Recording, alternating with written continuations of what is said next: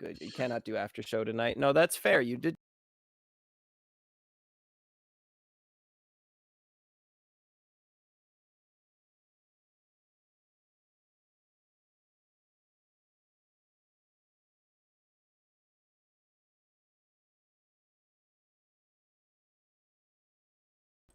Hello, everybody. I was muted. It's been a very crazy night, very weird night. We're heading to the post show. There's gonna be a little bit of a jingle jargon happening. They're just wrapping up the stuff. We got really late. I gotta go to the bathroom, but I'm gonna hop these guys into the call and make sure that the shuffle over of people is going all right, and we'll get started with things and stuff. So yeah. Hello. Oh, Are you talking to us? No, I was doing the hey, post show, this is what's happening, ha da da da. Okay. Well, let me try. For the YouTubes. Yo, how do you raid properly? How do you raid? Yo, but like, how do you raid though? How do you do it the good way? Sorry, I'm dead. One does not simply raid on Twitch. Twitch. Do I slash raid Cantraption? I did it. Oh, I did it. I fucking did it. Thanks, Miss Liz. You're a saint. You saved my life. Teaching Randolph to raid. True. Okay, well, I'm sending you over now. So, hey, everybody, have a great night. I love you. Alex, get some rest. I hope you feel better. Bye. All you East Coasters, go to bed. Logan, I'm going to talk to you for a minute before you go. We got to do a little chat. Have fun in the after show. See you guys next week. Yeah. Bye. Bye. Later. I hope this...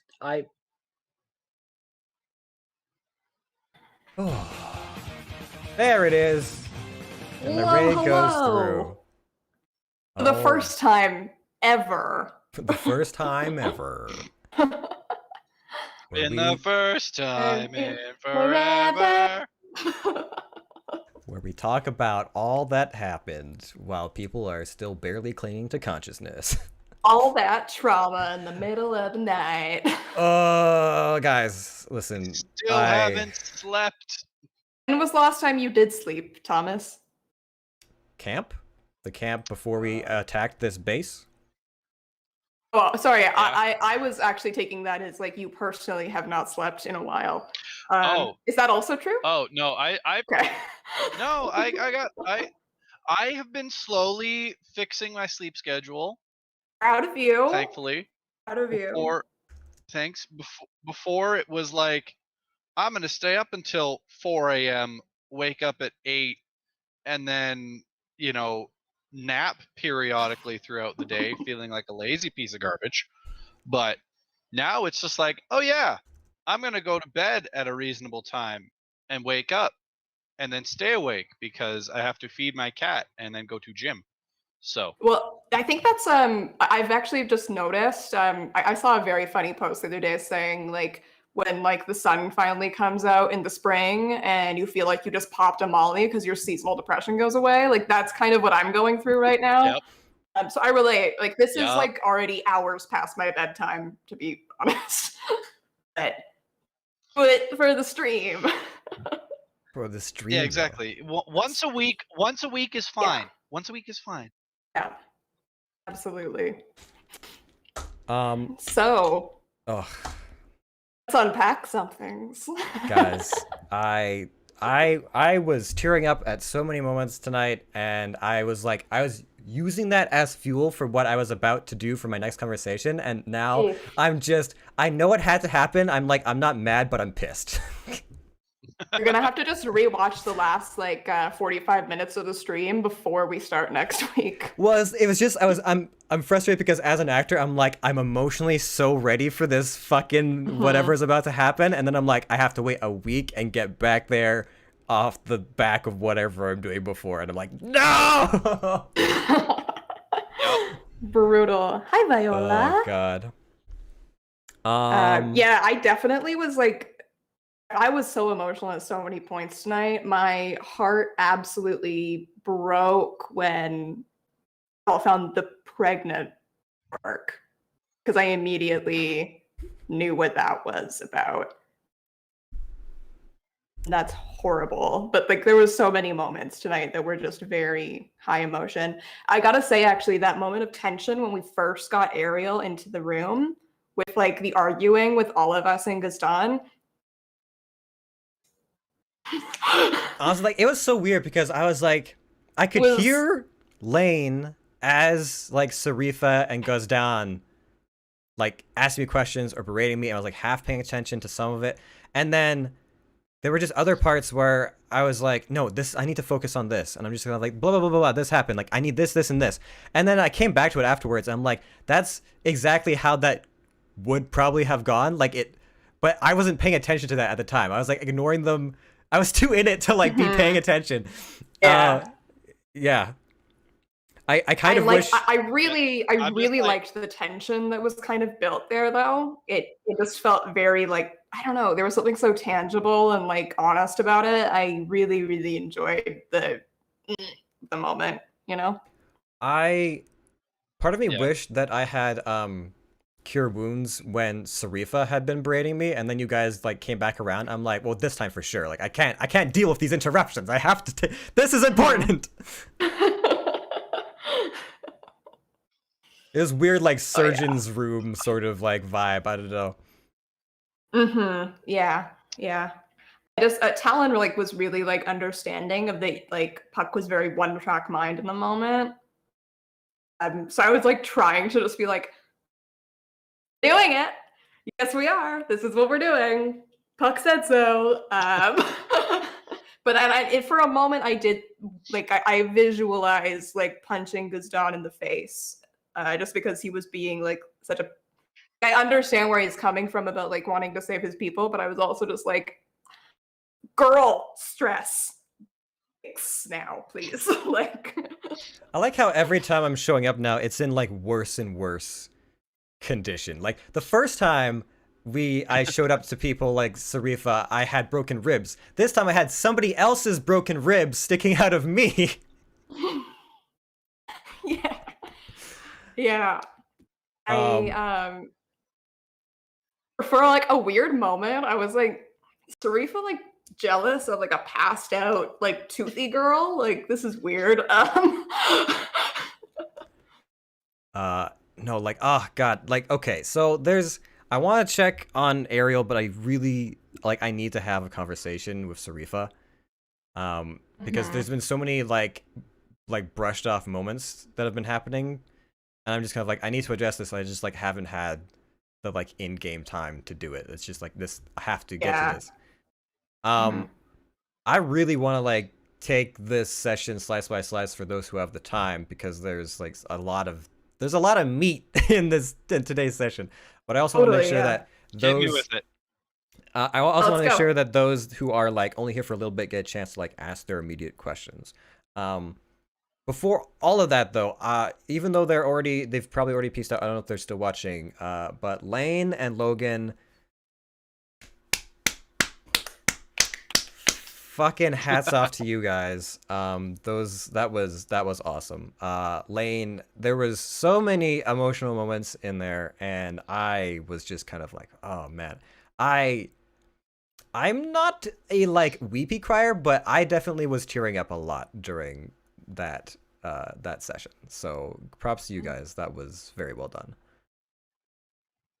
Sarifa confrontation, exciting. I don't know if I consider a confrontation. I guess we'll find out how pissed she is.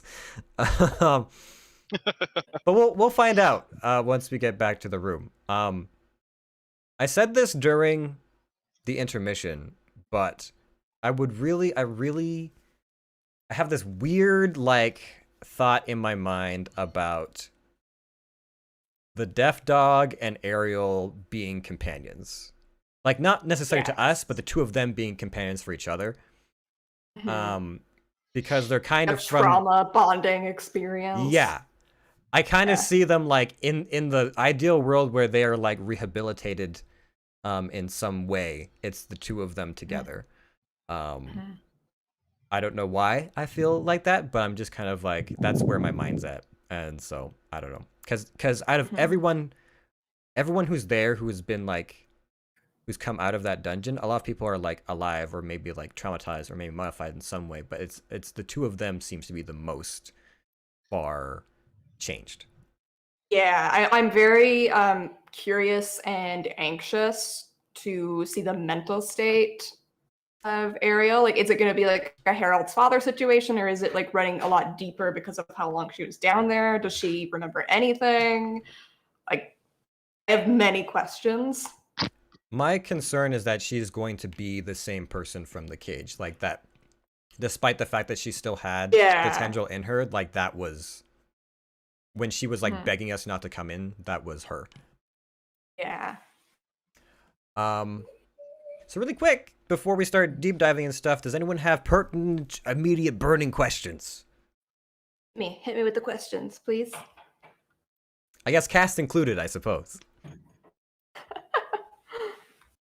Mrs. Lane, you always have the best questions. Liz. No pressure, though. If you had a two-headed zombie dog, what would you name it? This is a good question. So here's the thing. Because Puck has honestly, ever since you brought up names in the chat, because I was reading chat, I was like, oh, fuck, yeah. Like, Puck was just, every time he looked at the dog, he was like, what do I call you? Like, I've just been saying, like, dog, because I don't even know what to really call it by. And so I was like, oh, man, I need to give it a name. And then you were suggesting, like, Apollo's horses' names, and I was like, that is so... really good. Good. And I was like, I don't know. I might steal it. I'm not sure. I might steal it. We'll see. I'm also half expecting for everyone in the fort to be like, what the fuck is this thing? Kill it. And me being like, no! That's 100% what's going to happen once you get it up the stairs. You're going to be fielding a lot of that. Yep. But listen, that's why the dog and Ariel have to be together. Because they can look out for each other. Let's hope it pans out the way we want it to.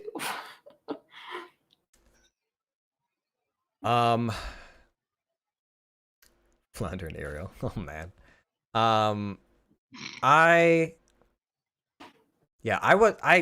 Even from the very beginning of today's game, I was like, oh man, I don't know how I'm supposed to like jump in from where we left off.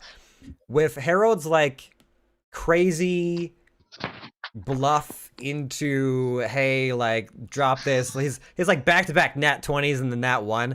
And then I was like, well, fuck, I'm just gonna go with the thing that I was thinking of doing this whole time. Like, I have to try. And then it was like the exact opposite of like, no, really, he's dead. And you had just said like, we'll tell on you. And I was like, oh no. Yeah. When I was at 1 hit point, I was like, I'm staring literal death in the eyes right now. I'm like, I feel like my vision would be like blurry of blood if my blood wasn't being forcibly sucked from my body right now. Yeah, I really liked, there was a comment in chat. I think it was actually from you, Miss Liz, USDA, like grade A blood or something. And yeah, apparently Puck is just... You can't seem to get away from it. Yeah, apparently... That's the best blood. Yeah, I'm universal donor. I don't know if anyone knows that. It's canon now. Puck's O negative, just so everyone knows. That's why Sarifa liked his blood so much. It was universal. Universal. Thomas, Hello. I am really curious if you are wanting to share anything about this, but your moment when you were talking with Victor, asking about why Puck took those actions, like I guess my question is just what's going on in Harold's head regarding that? Well, I mean, in Harold's head, he was like,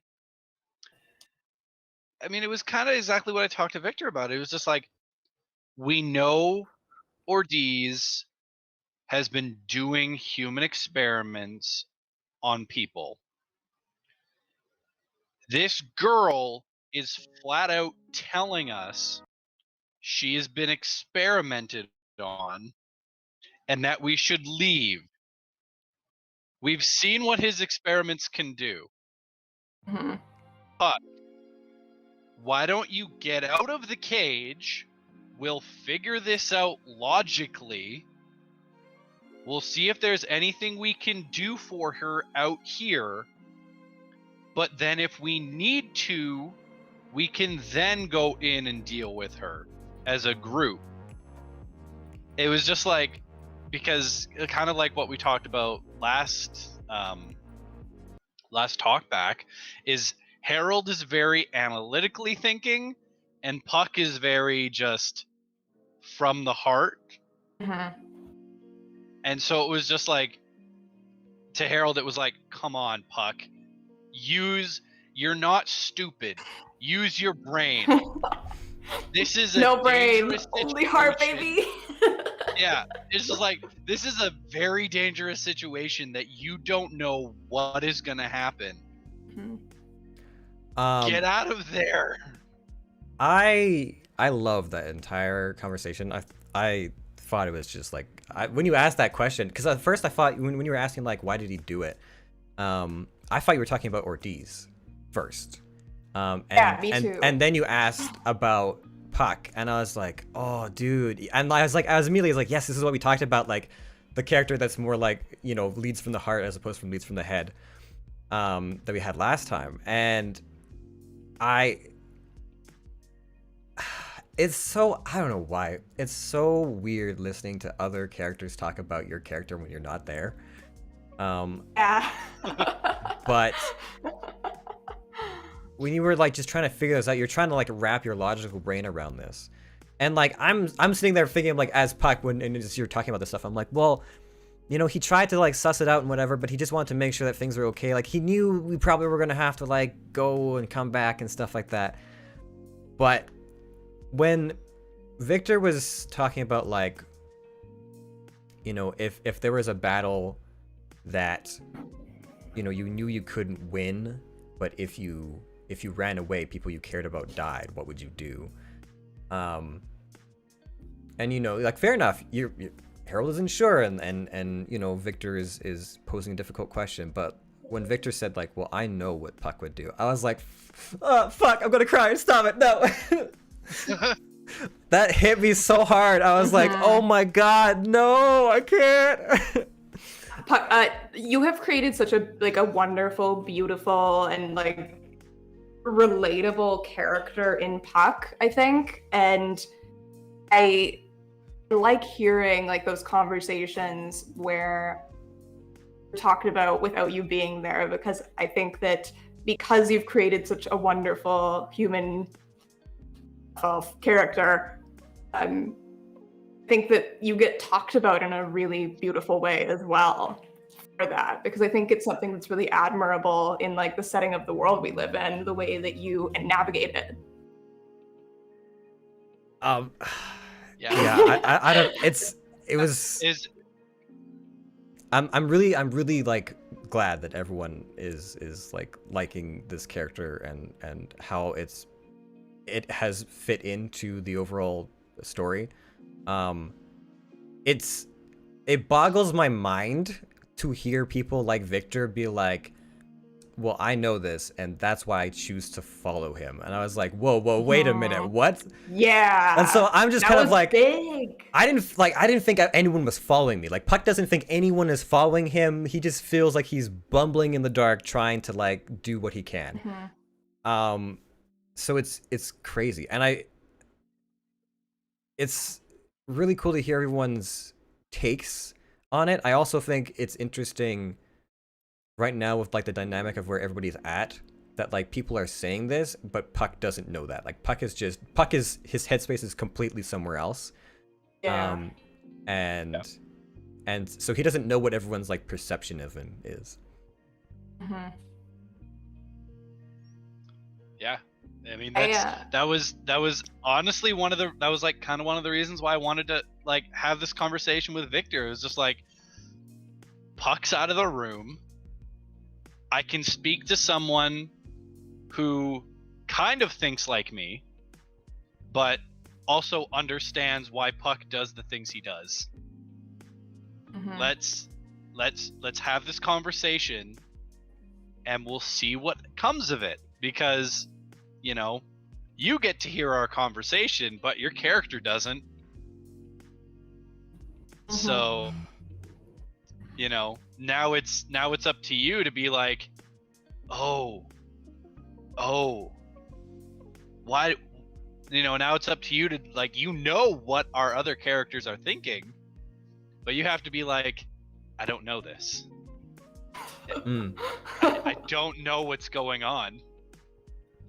I mean, I feel like I've been more or less successfully navigating that, probably because like the past couple sessions have been so much like me just being like, this is what I have in front of me right now, and it's all I care about. Yeah. Yeah, I know. But like, I think that's got to be my favorite moment out of the evening. Honestly, was that conversation. Because it just hit me like so like out of left field, and I didn't realize that it like I was like so emotionally invested in this conversation. So there's a few moments in the dungeon where I was like pretty sad, and then when Lane broke down as your dad, I was like, fuck, I'm gonna. Oh, every time, like, so there's like 3 or 4 moments where I'm just kind of like holding in tears. I'm just like, they were like starting to percolate, and I'm like, oh god, I really hope I get to my moment, because otherwise I'm just gonna be like emotionally so drained. Oh boy.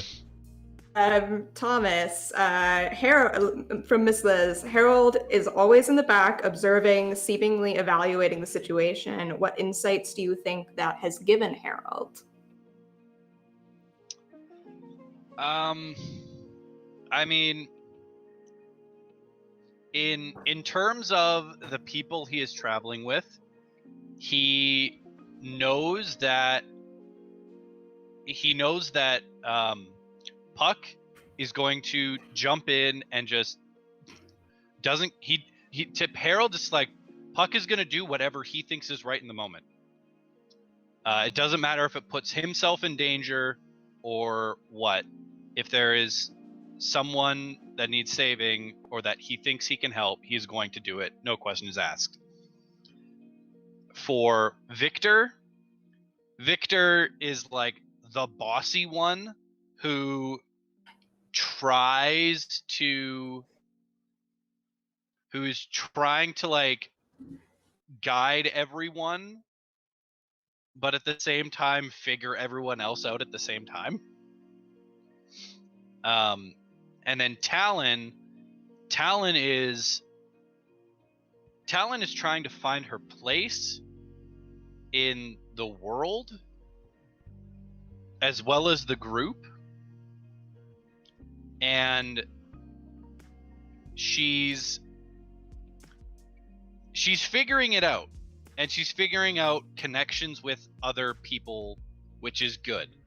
But it's just like, from Harold's perspective, you know, taking the outside look is always the best course of action, trying to get as much information that you can before you do anything is just kind of how he's lived his life.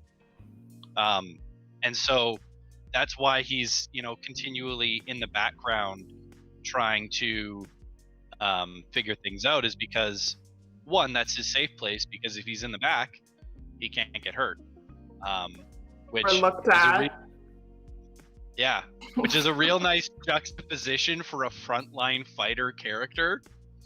You know, having your fighter in the background instead of in the front lines is a nice little thing. And then whenever he realizes, oh, I actually have to fight now, having him kind of be 2 steps behind, I think is a nice little character building moment.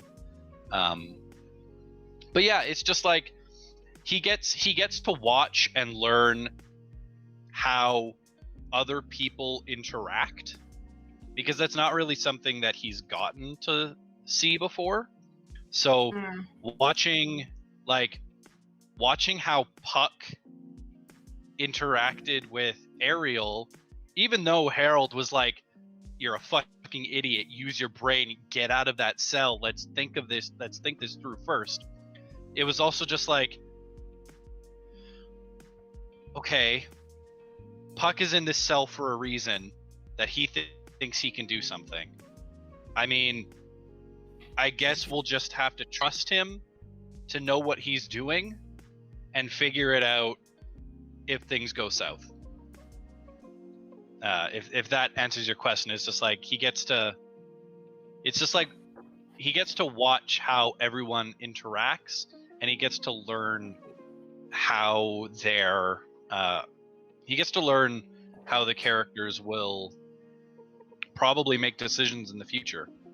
Or just like understanding like the machinations of like society.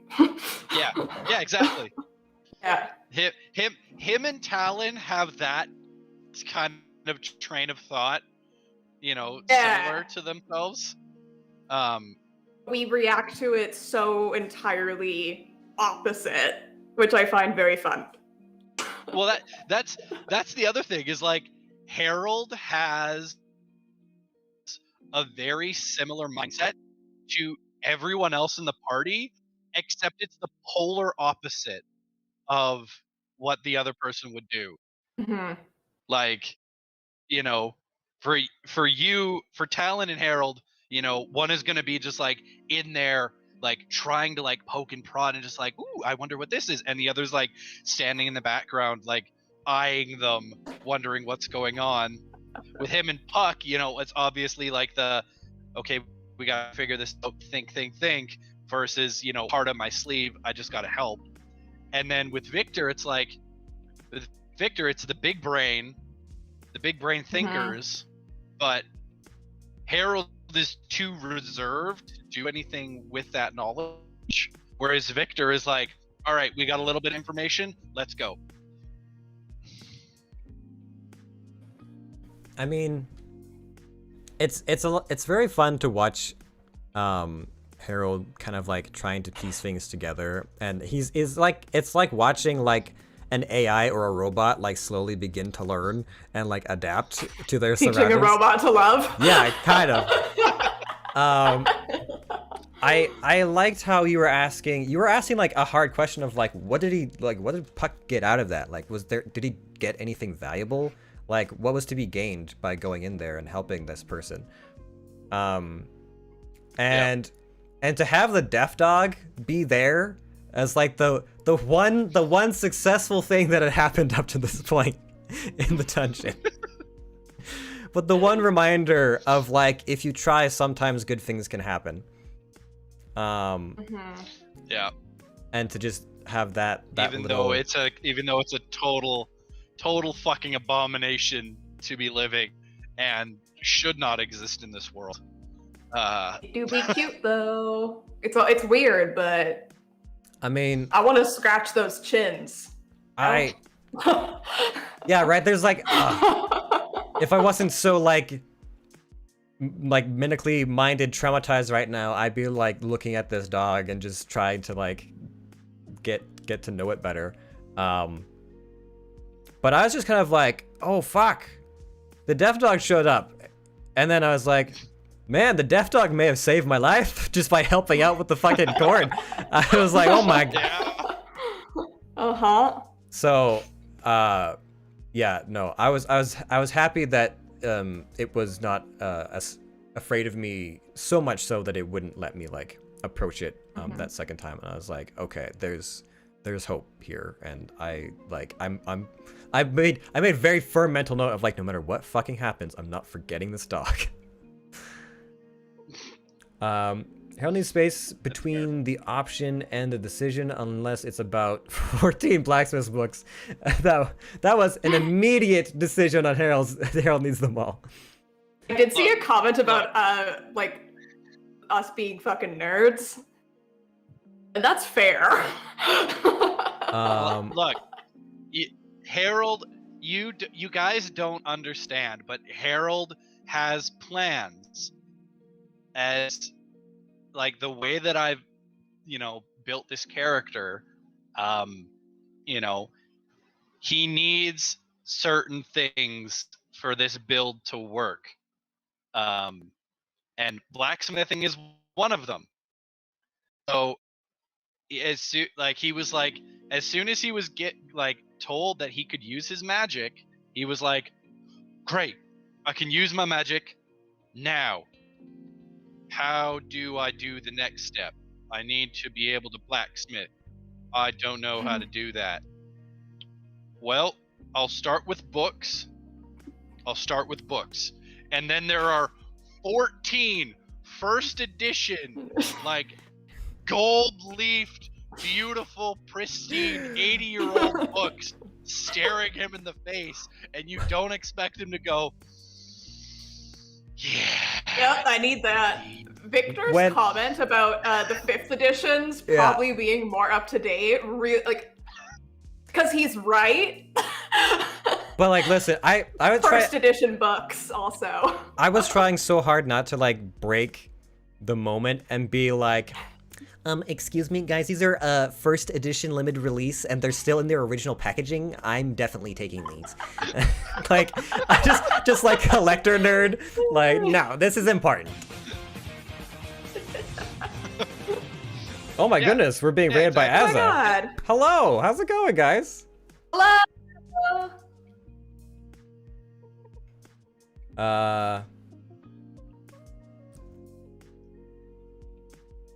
Hello. We are talking shop post DnD about the weird, crazy shit that happened in tonight's DnD campaign.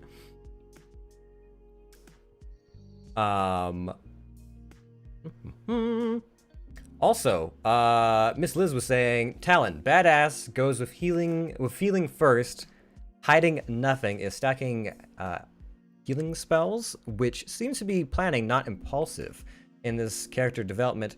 A surprising character choice, or has that always been the plan? So actually, I wound up choosing, so when we first were getting started with this campaign, I was also like, I'm in school right now, right? So I knew I was busy. So when I found out we were going to start this, I just sat down and I planned out like my first like 3 levels immediately, so that it was all like already done as we leveled up, since I knew that was going to be happening relatively quickly. And a lot of the drive actually behind picking those healing spells first is coming from Talon's backstory. So because she is used to like, you know, surviving out in the woods on her own, she doesn't have anyone with her. Her mother doesn't go out with her when she's like staying like overnight, several days, whatever. And there's danger out there, of course. So big part of the reason I wound up choosing those healing spells first was simply because if anything were to happen and she was on her own, she would need some way to help herself. And even though I'm playing a ranger, Ellen is much more for like she wants to do. She doesn't want to, like, she has the ability to do magic, but it's not her go-to. She likes to be like, you know, man of action sort of vibe. So it just, it hasn't really like appealed to her in that way in the past. Obviously, you know, there's a lot going on for her right now, and there's going to be a lot that may be up in the air, maybe changing, we'll see. But that was kind of how that started, was just, it made sense, really. As someone who's playing a ranger in another campaign, I also made sure to have a healing spell. And I feel like it's much the same reason. Like, it just kind of makes sense if you're like the loner ranger to be like, no, I'm gonna need, like, shit's dangerous, I need some kind of healing magic. So like, I have cure wounds and I have good berry, and I wasn't sure if I was gonna take good berry, but I was like, no, because like each berry is food for the day, like obvious choice for someone that spends days in the woods, you know. So yeah, it worked out. And when we keep running into like starved prisoners and stuff like that, good berry is like, I'm just popping them. Just gonna be popping them all over the place next week. popping berries. And from like a technical like ranger spellcaster standpoint, so many of the ranger spells require you to be using a ranged weapon. Oh, okay. Yeah, no, that too. no, And I you- am not like- that ranger. It's just like there's Hail of Thorns and all these other like when you Mhm. make a ranged attack, you can do this, and it's just like that's kind of what pigeonholes, I think, some rangers Mhm. when they want to choose their spell casting. So it's nice to see a ranger who doesn't pigeonhole themselves. Yeah, actually, Lane mentioned that early on when we were discussing my character. He was like, "Oh, you're not gonna do like a ranged ranger, really." It's like, no, like I have a bow. Like, Big Dumb just wants to run right in all the time. So swords, yeah. Yeah, I don't know. Losing my train of thought. Crap. Oh, I was. My brain was like, what would a fruit salad made out of good berries taste like? That's where my brain was at. I'm sorry. You know what I'm actually imagining is have you ever seen those like magic tablets that you eat them and then you can eat like sour fruit and it tastes sweet? Oh yeah. For some reason, I'm just like I don't know how that would work with it being one berry, but there's something about that energy that like good berry feels the same in my mind as that, you know? Okay. Going back to everybody's book choices, because we all picked stuff from the library. I think Puck didn't have any interest in the library really until later on when he was like, okay, I don't know what I can do to help this woman. This is beyond me. I don't know. Maybe I can find something that'll like figure this out. But so you Victor, you've got your 14 blacksmithing books, first edition, limited. Yep. Yep. And Victor took some Genasi stuff. Yep. Did he take something else? Or is that the only one he took? He took a book on Genasi's, and he couldn't find anything on Groman. On Groman religion. Right, that's what he was looking for as well. Oh, the royal Yeah. lineage. Right. Yes. Oh boy. Is there something that Talon is hoping to find in that bestiary book? I mean, like, well, this isn't like a big reveal or anything, but like at the beginning of next session, she will absolutely be looking for a puppy in the book. Let's hope there's pictures, guys. It'll be easier that way. But she's not patient. She's not gonna like flip through every page of words if it's just words in there. That'll take more time. But no, I think it's just like a lot of Talon's knowledge about plants and animals is very much firsthand. So it's like very interesting to be like, oh, like other people know stuff too. Like maybe there's something to that. And I think it's exciting to her. Again, she's never met anybody, but this is proof that other people like the same shit she does. Like and care about it enough to write a whole book about it. So that's very fun for her.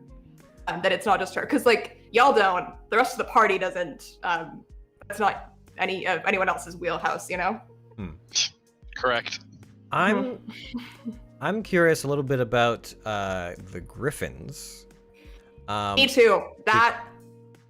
Because I seem to recall from another, this might be a little bit metagamey, but I remember from another like post Hangout chat with Lane, he mentioned that there was like something like maybe sort of kind of up with the Griffins, and I was like, what if we learn a bit more about the Griffins? And then Yeah, I absolutely I took have- note of the Griffins on the cover. I have a theory on that. Theore? A theory. Because Ordees tried to escape on a griffin. Ordees' Griffins.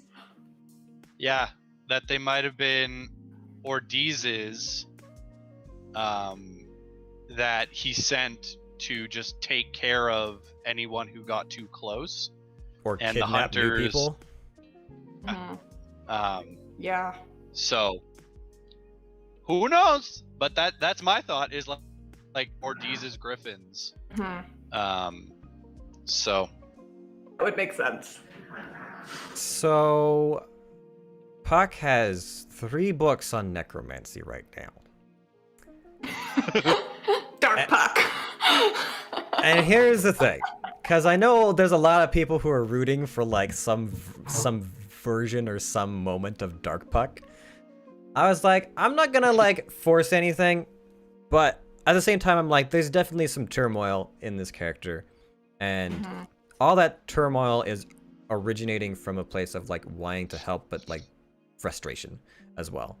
And so I was like, I can't, like, my magic, the magic I've been given, nothing is working on this person. I don't know. There's got to be something that I can do.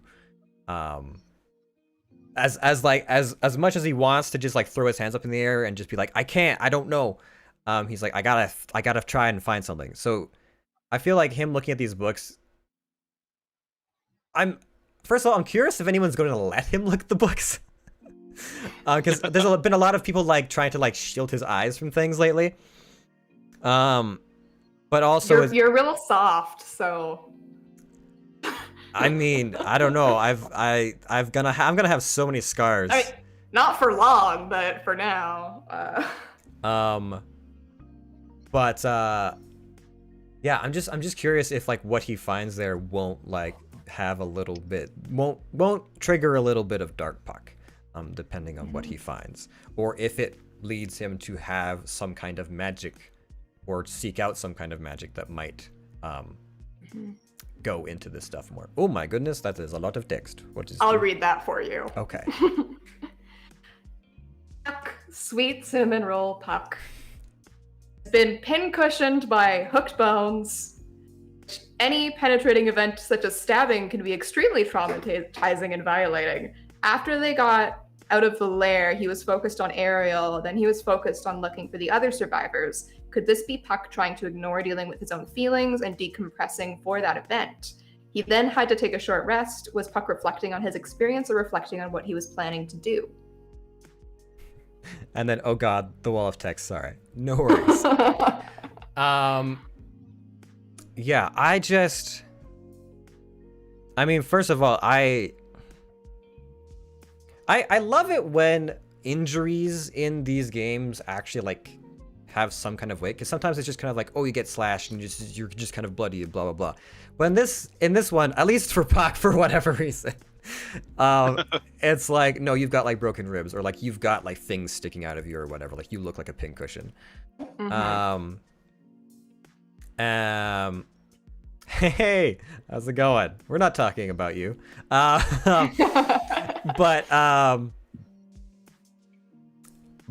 yeah, headphones and I'm yum. Yum. Yum. I don't like.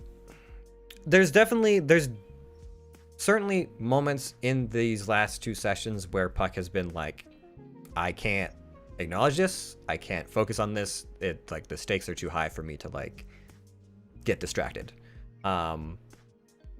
So I can understand everyone else's view of Puck in some of these moments where they're just kind of like, why did you go in there? Or like, you know, like, stop paying attention to this. Like, you've got fucking bones sticking out of you, idiot. Like, take care of that first. Sometimes I feel I'm too mean to Puck. I mean, yeah, but I'm not sure I would have it any other way, honestly. We've had so many good Puck moments because you're mean to Puck. Yeah, that's kind of the crux of it. Also, massive character development in a very short amount of time. Yeah. I can't believe how fast this party has like evolved in game time. Like what, 3 days? Like 5? It's been like 5 days, I think. 4 days? 4 days. Yeah. Still waiting on that long rest. Yeah. And like real life time, it's been a month. In game time, it's been like 6 hours. Yeah. It's just like crazy. It's been the biggest week of Puck's life. He's realized he's fantasy ripped. No comment. But I don't know. I would say like there's definitely an element of him like compartmentalizing. Yes. His like concerns or thoughts or fears or what have you for the immediate moment and like not addressing it. Just like, I can't address this. So yes, I would definitely say that there's that. I don't know if I would say he's necessarily like how much he's avoiding them outside of that. I was hoping to explore that in that upcoming conversation that will happen next week, hopefully. But I feel like there's been like, this is like the second or third time that there's been like a moment where Puck was like, I need to go back and talk to Sarifa about like this thing or that moment, because I had to rush off, or like doom was falling from the sky and I had to go and deal with that, or what have you, you know? And so yeah, it was, there's definitely stuff there. I think you're picking up on a lot of the right notes, but we'll see if there's a bit of a shift in Puck after this. I know Puck wants to talk to all you guys, honestly. Like, after he almost died and got skewered and everything, and he was trying to remember, like, you know, Victor was like holding Ariel down and like trying to get the braid out, and like he recognizes that Talon healed him, and like he wants to like sit and be like, guys, like, you know, he wants to have a conversation with all you guys about stuff, but he's just like not had a chance because he's like, I gotta deal with Ariel, I gotta deal with these people. He's like, Gazdan's gonna get himself fucked in the dungeon, I gotta go help with that.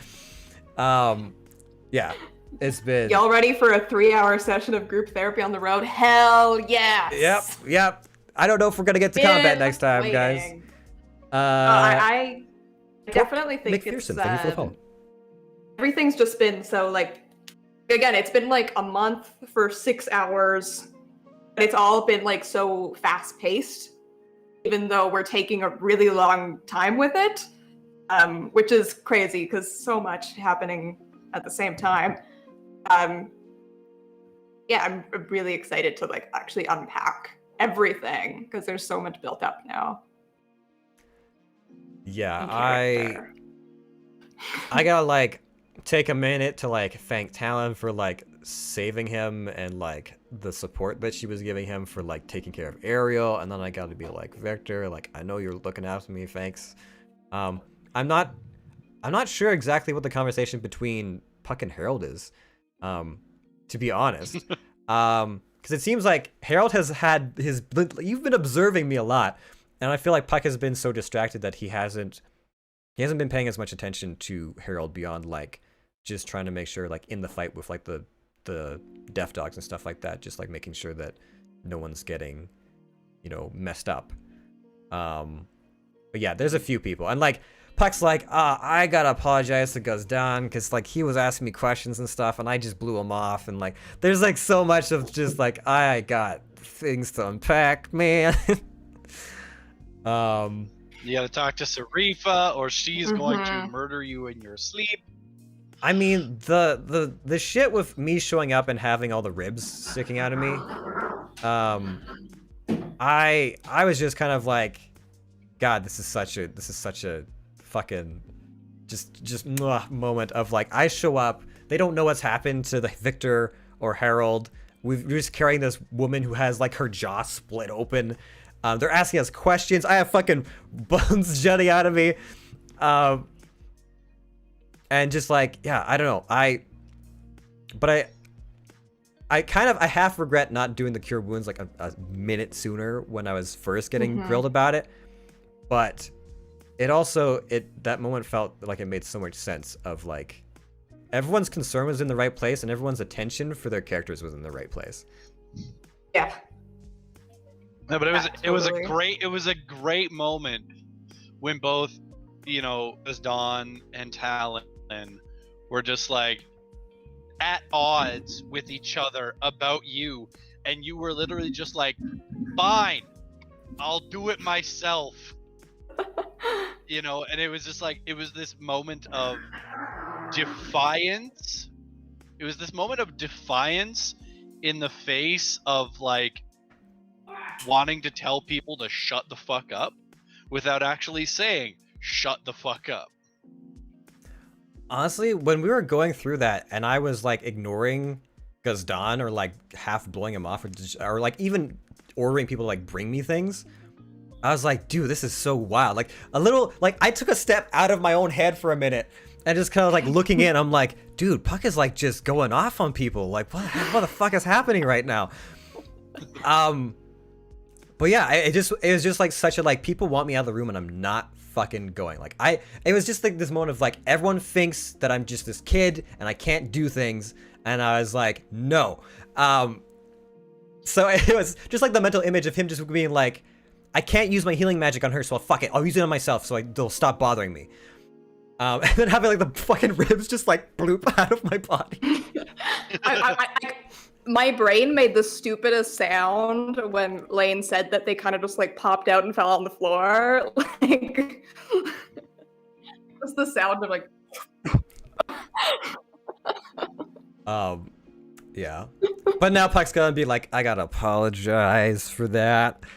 What do you think? Because you had a power moment, but I'm sure that's gonna be like, oh, I was kind of mean later on. Probably. I mean, like, I want to talk to. Think? I want to talk to all the people, and I also have to like have a sit down with not Ortiz, with Gazdan and be like, hey, like, I'm sorry I couldn't like warn you about the other like Hulk monsters outside and stuff like that, and like, you know, I wish we had gotten to more of the prisoners. There's stuff there, but it's yeah. What do you think happened to the fetuses? Also, do you think Ortiz had any not crazy psycho notes in that journal? Hope, dreams, banana bread recipes, memories of first love. Yeah, not in that journal. I think it would have stuck out to Victor if there was anything personal. That's in the capital with our friend. Our friend. Our friend. I was also thinking like I really wanted to like do another investigation check when we were getting ready to leave that last area. Because I also want to be like there's gonna be like something more missing, like a secret room or something.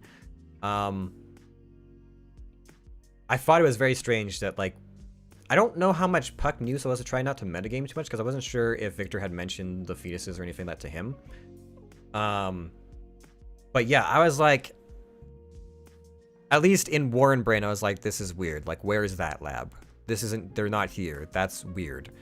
So my thought, because I had a couple thoughts when we were learning about this, and I was like, oh, are we gonna have like Dead Space like babies roaming around?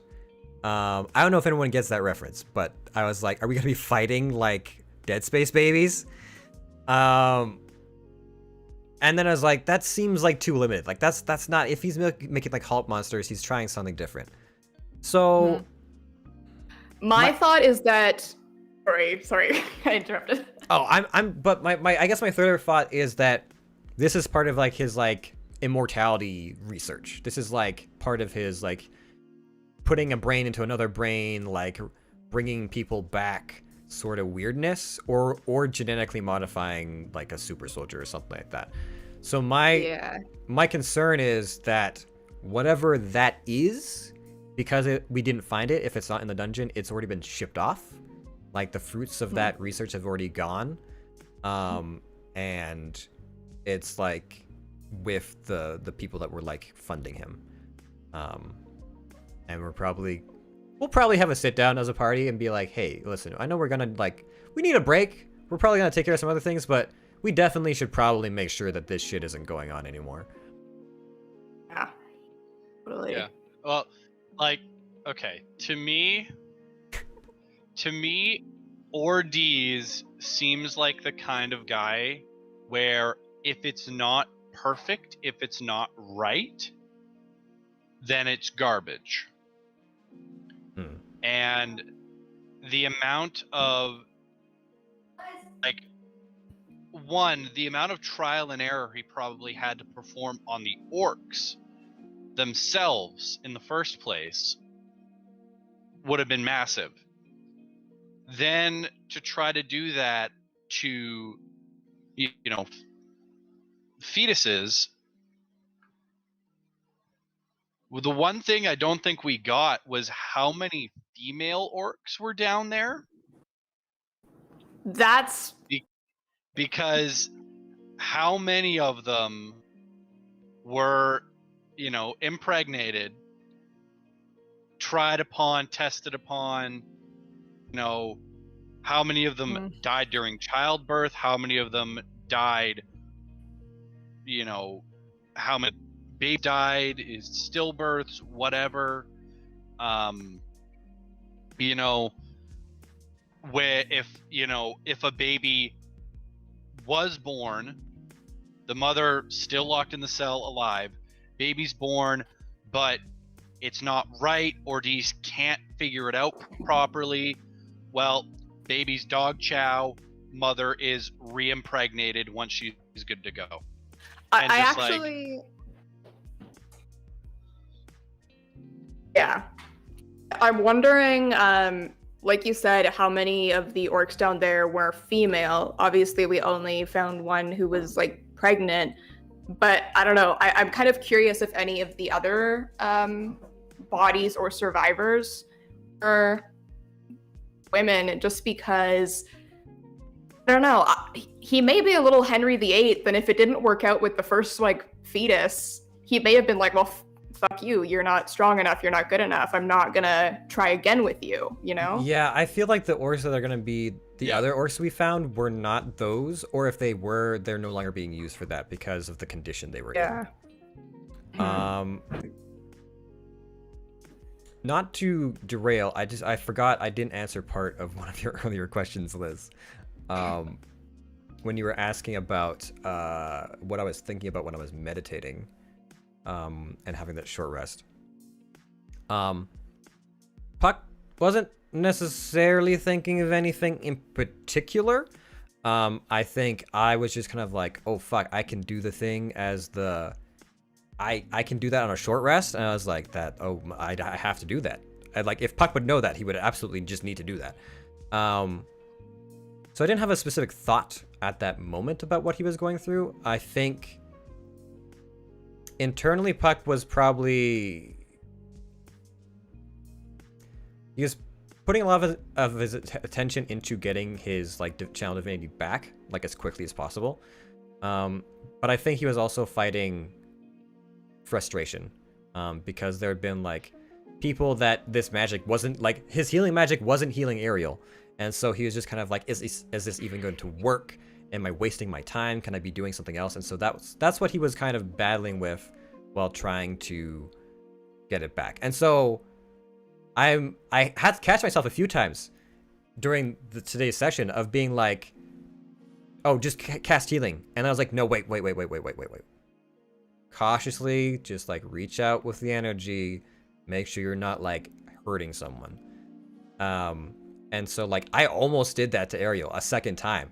Because I thought, my brain was like, oh, the parasite's gone. She's fine now. She's just like Harold's dad. And I was like, no, stop. You're rushing the gun. So yeah, I guess that's what was going on there.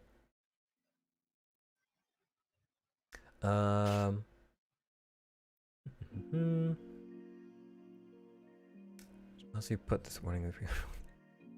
Okay. I think we need a permanent content warning. Maybe. For all of it. I'm just kind of my brain is kind of well, I mean, once you get to weird baby fetus dungeon, how much worse? What's darker than that? I mean, you're right. But you never know what's going to affect people, right? And we deal with so much. And I love it. It's dealt with very well on Lane's part, and I appreciate that. But yeah, you never know what's gonna affect other people around you. So I like the idea of content warning, even for violence, something, Oh yeah. I don't want to catch anybody off guard who's just jumping in for a good time. I've had a few people. Imagine coming in some of the moments we had tonight. as like a brand new person. I had somebody come in from one of my like community members come in. I think like before we got to this point, like it was still like pre-Ordees moments, I think. Or maybe it was either like right before or right as we were meeting Ordees for the first time. Not any of the dungeon stuff. And they were saying like that, like, you know, it freaked them out a little bit. And like, but we hadn't gotten to any of like the real darker stuff. And I was like, well, you know, I forget that I'm very willing to go into those dark places because I like exploring them. I like, I don't know how to phrase this without sounding like a psychopath. I guess I fall asleep to murder documentaries, so it's cool. Cool. Yeah, I just like I know they're dark, but I like that they're dealt with in a way that feels real, and I like if it's gonna be a dark fantasy, I like that it's real and that it has their stakes and that the characters like evolve or change because of those things. Yeah.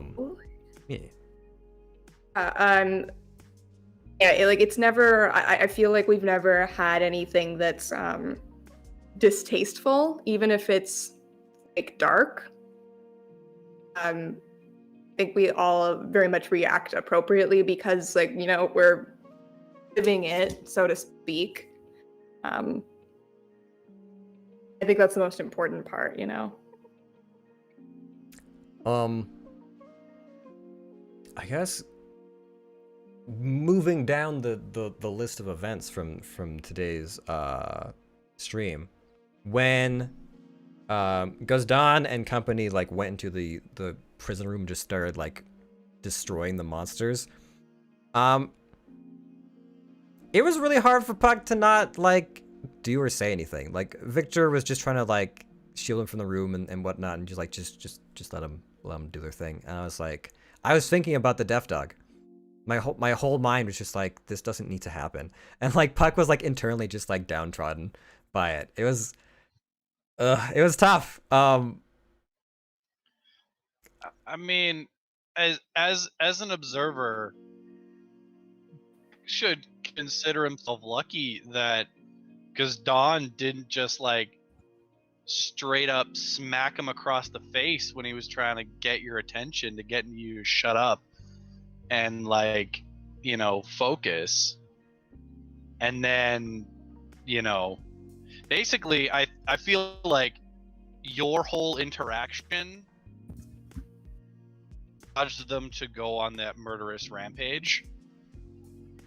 Because if Guzdan was, you know, if you had just like taken a breath and been just like, okay, this is what happened, we just need to quickly go back down there, Guzdan would have been more willing to listen.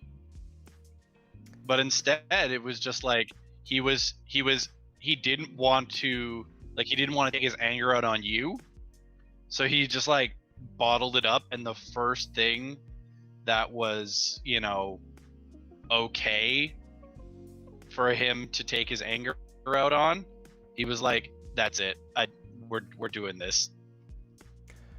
Yeah, and like that was the weird like out of body experience for me where I was doing this, and I was like, in my brain I was like, no, you can't ignore this, like Guzdan's like gonna get pissed, like he's just trying to like understand and you're not explaining this well.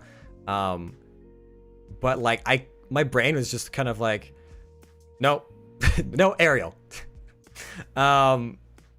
So yeah, I don't know, and I'm not even sure if Puck will really realize that if he had like handled that better, if they would have been like more calm going down. It's one of those moments where, like, as a player, you're like backseating like something that's very much being driven exclusively by your character in that moment. Yeah, it's like how much like is it worth it to interrupt that to do the right thing, you know? Yeah. So the prison dungeon, I was like having like a decently hard time as Puck the further we went through. Like all right, the first room's rough, all the other cages rougher. We find like wolf man parents with the cub, and I was like, oh man, this is like, Puck's got to keep it together. But I was like, I just need like one good gut punch to be like, my Puck is clocking out for a minute. I don't know. I feel like that was like another. I don't know what it was about that place. I think it was finding the pup that was like another moment of just kind of like tears, hold it in. Mm-hmm. Totally. Yeah, it's gonna be for next week's session. Like, not taking that pup from Talon next week. She'll give it up eventually. She understands like practical reasoning here, but now Puck had a hard time. Like, there's a moment of like when Puck was holding the pup, I was like this weird feeling to like imagine him holding this like child and being like, oh, this is so strange in this dark place and everything. And like when Lane was like, yeah, it like nuzzles into you and everything, like, oh no. So I'm just kind of like, and also looking at Talon being like almost like a pet, like, can we keep it? It's like, if we love it and raise it, can we keep it? I'm looking at like once things calm down topside. I was thinking about it and I was like, well, Puck was like probably, you know, he's definitely medically inclined, so he probably did take care of some things where he came from, like in his home village. So I was like, am I gonna have to like, because I don't know if anyone up in the elves or orcs or anything has like any like wet nurse like skills or experience or any of that sort of stuff. And so I was just thinking like, okay, so like I gotta figure out how to take care of this pup. Like, what does it need? You know, is there something different about it to other like young children? And then I was also like, oh right, there's also like this pregnant orc. Do I need to like give her like a physical to make sure that she's okay? And of course, like Victor and Harold are talking about like the possibility of what is up with this child. And so I'm like, if I do that, am I gonna find something? Like, will she even let me, like, as a doctor, like, observe her and make sure she's okay? You know, so it's just like all this weird, I don't know what Dr. Puck is gonna do next session. Talon's really excited at the prospect of, like, you know, she has this book about beasts of Westgar, and now she has theoretically a beast of Westgar. Mm-hmm. And she's very much like, I wrote it down for like the beginning of next week, like, check beast book for puppy. So her first thing is going to be checking it over. That lightens Puck's load at all. I mean, I'm definitely curious to see if there is anything in there, because yeah, it's not a Me too, yeah. It's not a physiology that he is at all familiar with. Good night, Lane. Hope you have a good Thank evening. you. Thank you. Yeah, it's strange to Puck because it feels like he hasn't had anyone who's been like invested in helping him medically for probably a long time. Like, there haven't been like a lot of like, I don't think there's been a lot of severe like daily medical emergencies or anything like that. But it seems like Talon and Puck seem to have, because they have like some of the healing spells and stuff like that, been together for some of these things. So it's, I guess Puck has always been used to being like the only person who knows how to like set a broken bone or do whatever else, right? And so having Talon there to also be like, oh, I'll research this to like figure this out, or like we can like clean her up together. It's I'm not sure how like Puck necessarily what his response to that is. You want to know something interesting though? And I'm sure there will be a conversation along these lines in the future, but a lot of that jumping in to help in that way, Talon is learning that through observation of Puck, because that's not the default setting, because who is she had to help before, you know? So she can recognize need, of course, but the actual like practical mechanics of it, that's something that like she's been watching you for cues as to how that works realistically. I'm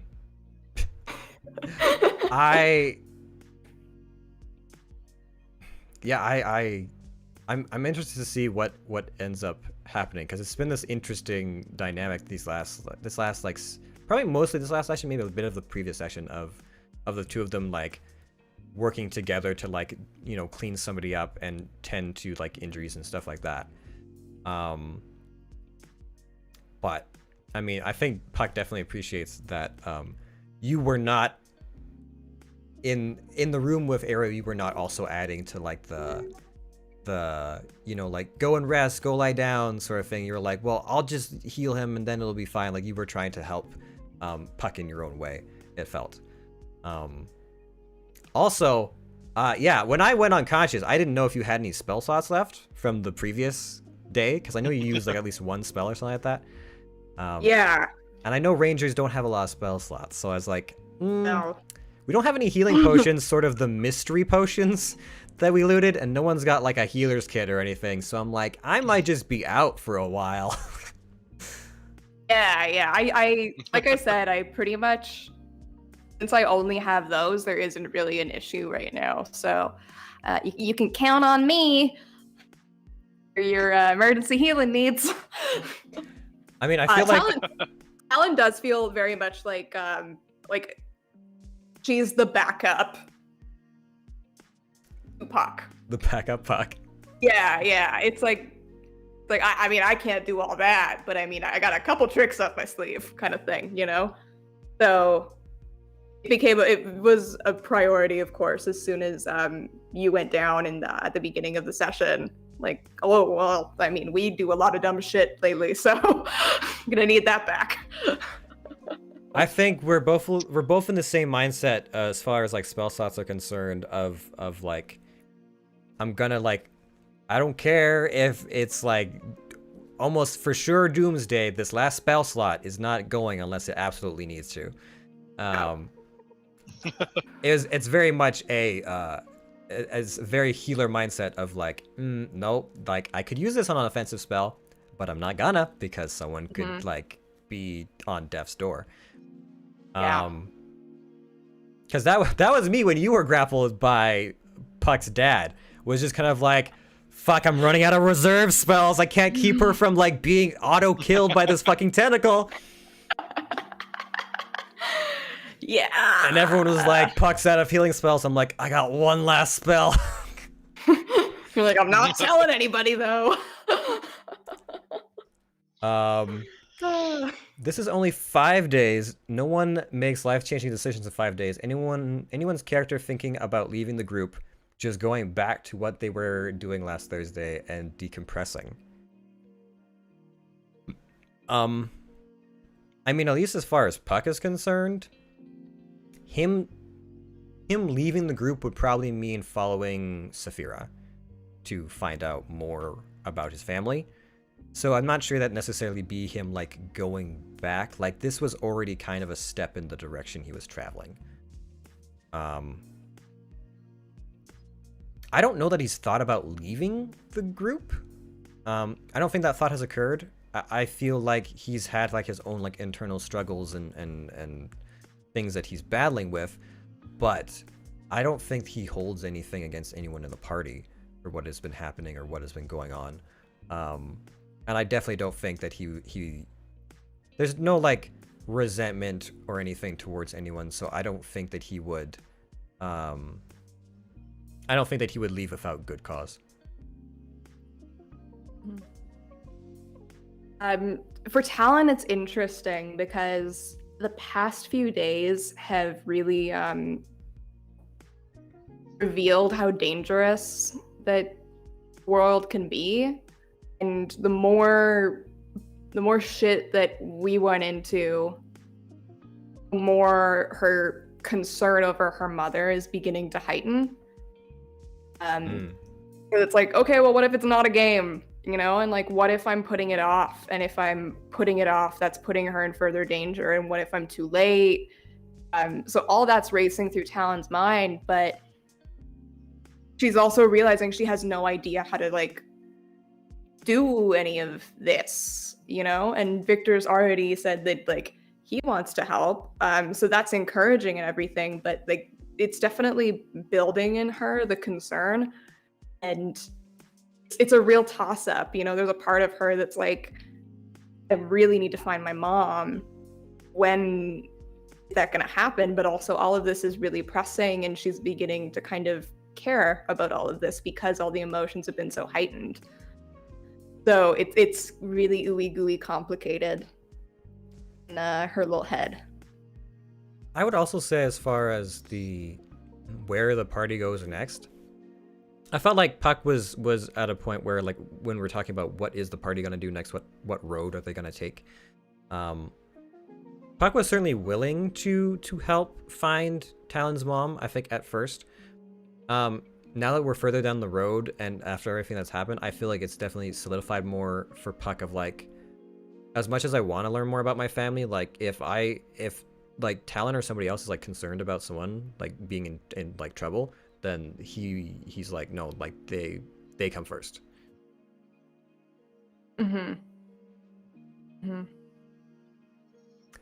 Harold, you cold, non-feeling fuck. Look like you're thinking. What's going on over there? Yeah, for Harold, it's like his alternative is to go back to school.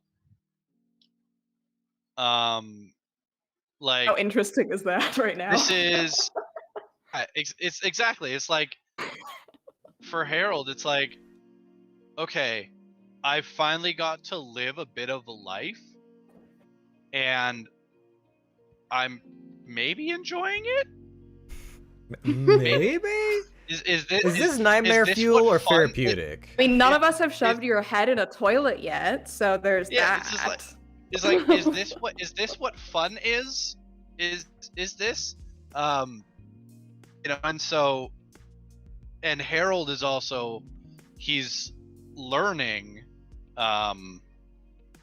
you know, through everyone else about life and things like that. Like, I've taken a few really stupid notes that, you know, it's like elves made these traps. Elves are good at making traps. And then dwarves don't like to be picked up. And, you know, the latest one was adventuring is always tiring, from his conversation with Victor. But it's just like he's learning things he never would have learned in a book or being stuck inside a classroom. And so I think at this point he wants to learn as much as he can in the outside world before he has to go back to school.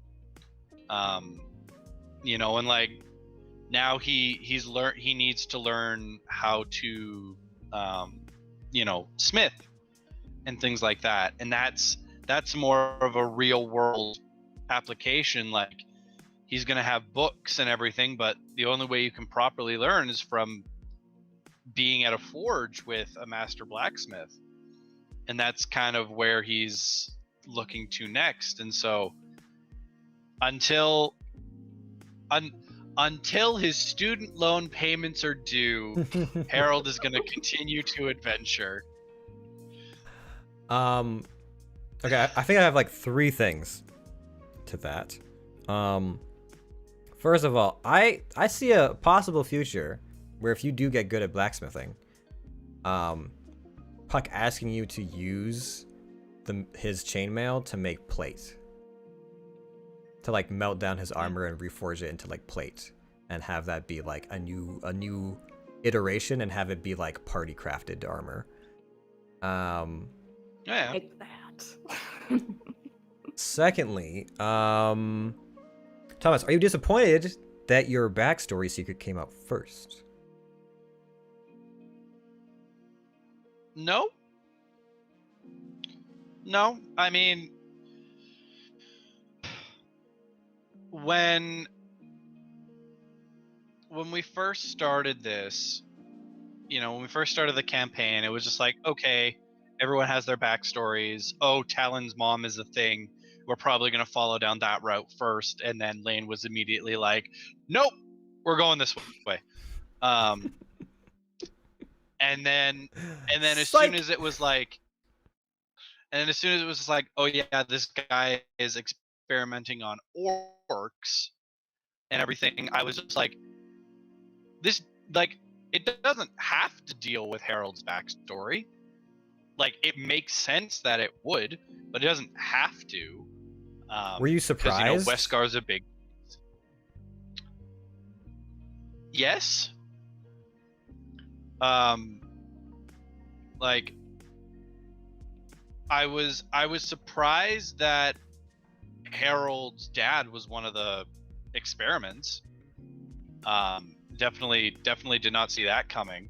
I thought, if anything, his dad just would have been like one of the people down in the cells. And then, that leads the whole sort of next thing of just like, is his mom okay? What's happening with his mom? Which is why he, told his dad, like, hey, you're getting your memory back. That's good. You should probably go back and make sure mom's okay. Because either she's worried or she's not there, and that's a worry. But no, I'm not sad that Harold's backstory was the first thing to happen. It it gives Harold a sense of personability, if that makes sense. Instead of being this like school-driven intellectual sort of heartless robot,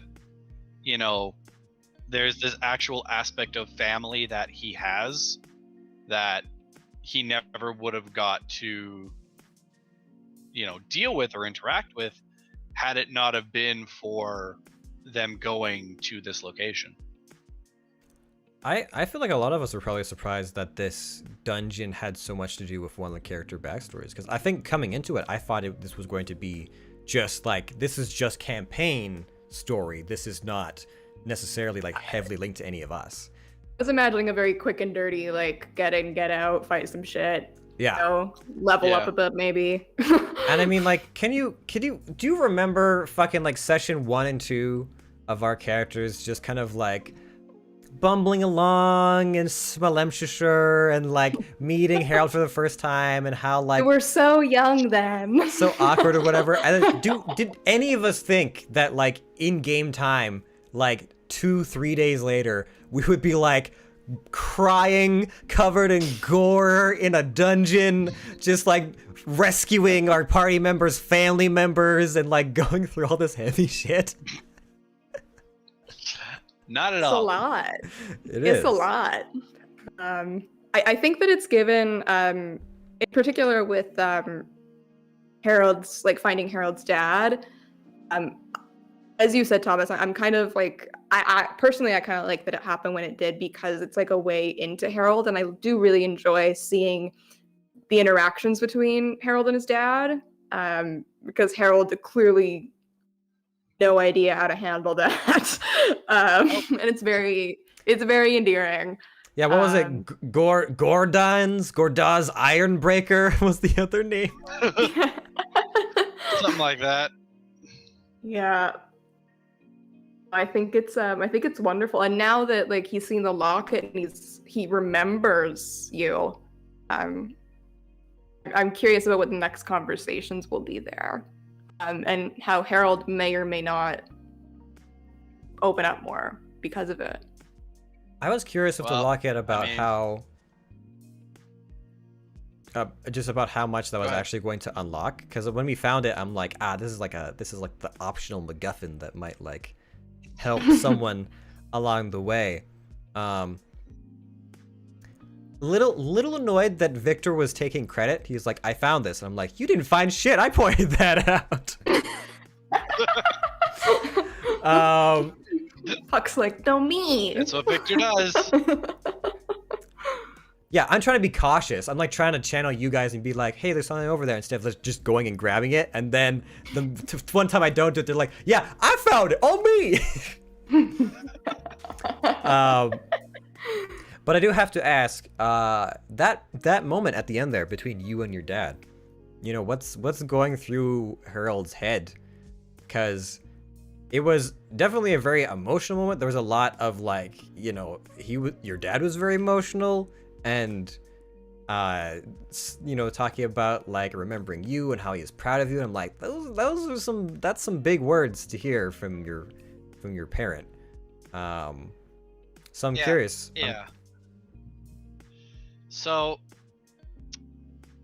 again, the way I pictured Harold's dad is not at all the way that Lane is portraying him,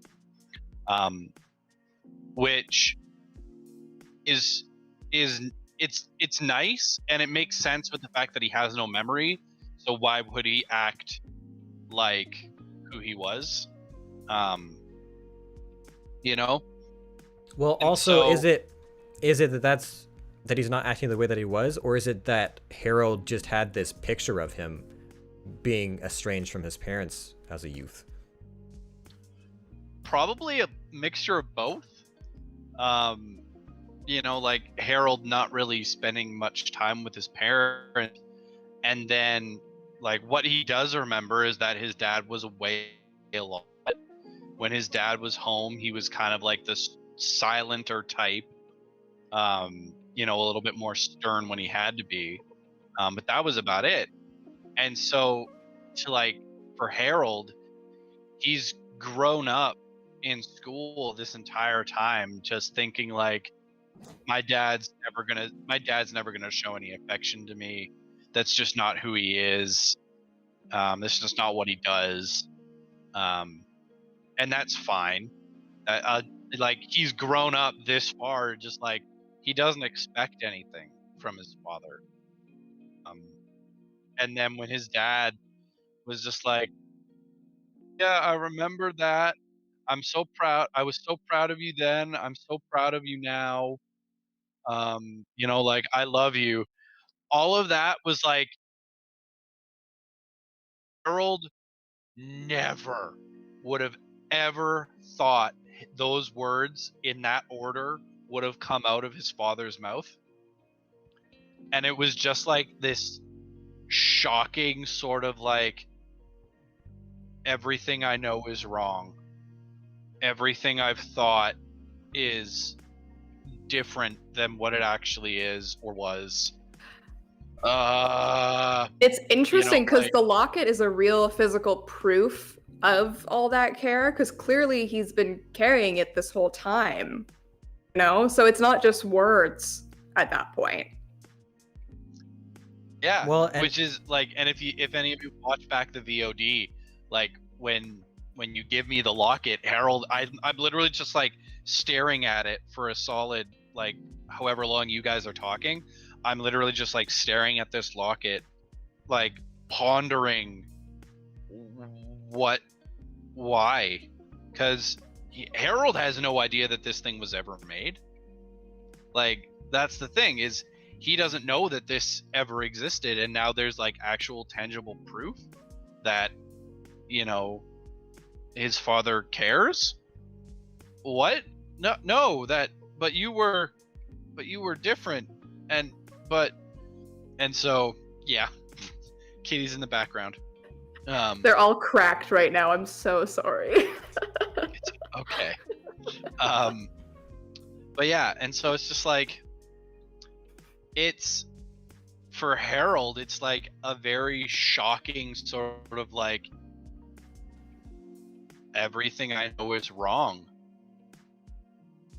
What else in my life that I know to be true, or that I believe to be true, what else of that is wrong?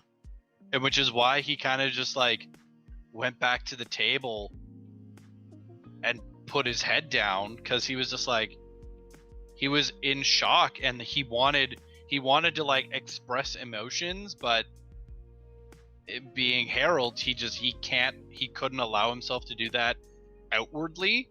So he was just like, if I just put my head down on the table, no one can see me crying. And like, you know, so he just like kind of put his head down on the table and was just like, he does care about me. I don't believe it. What? And so that's honestly probably where he's gonna fall asleep. He's probably just gonna like fall asleep on the table, crying that his father actually cares about him. Well, isn't that just gonna be for Beautiful. everyone? Like the minute any of our characters find a time when we're not doing something like and sit down, we're just gonna like pass out. Pass out and cry. I just want to add though, isn't that just the thing though? So many times with parents, where sometimes you'll talk to them like way after the fact about something that happened years ago, and you'll be like, "Oh man, yeah, they were like so like disappointed and pissed at me or whatever. Like I was a real shit kid or something." It'll be something like that, and then they'll be like, "I was like so proud of you," and you're like, "What? What do you mean?" And Why now? Why are you telling me this now? And it's just that weird like parent like child parent relationship that can happen so often, where you never like ask, you just assume that you know your parents and what they think and how they feel, and then the reality can be much different. But yeah, Harold crying is a big thing because Harold has not cried this campaign. Nope. And Tears. so it started with Puck, and then it went to Talon, and now it's Harold. So I think all we need to do is bring Victor into the cry circle, and the ritual will be complete. I mean, and we can then put the bear head on Victor once he has shed tears. We'll give Talon the bear head. Puck and Harold will distract him. And while he's in his most vulnerable, Talon will sneak around from behind and put it on. Oh, he would never trust any of us ever again. Like we finally get him to cry. He would immediately go into a rage, I think, if anyone snuck up behind him. Like, Talon's done. Listen, through the tears of the party, Barbarian will be born. Boo. Boo.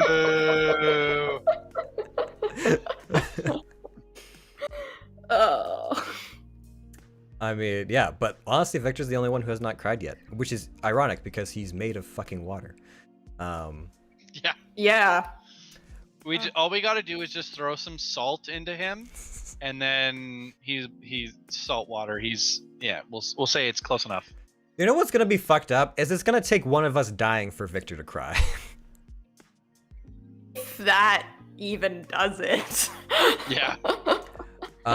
Guess it depends how long it takes. No, here's what we have to do. Here's what we have to do. We have to get Victor his own ship, and then we kidnap him in the middle of the night, take him onto a different ship, and make him watch his ship sink. It's just mean. I thought you were just gonna be like, we're gonna kidnap him, and then we're gonna be like, hey, guess what? We bought you this ship! And it'd be like a gratitude thing, but okay, sure, traumatize him. That'll work. Do you think we could kidnap Victor? I mean, you beat him in wrestling, so yeah, probably. That's true. I did.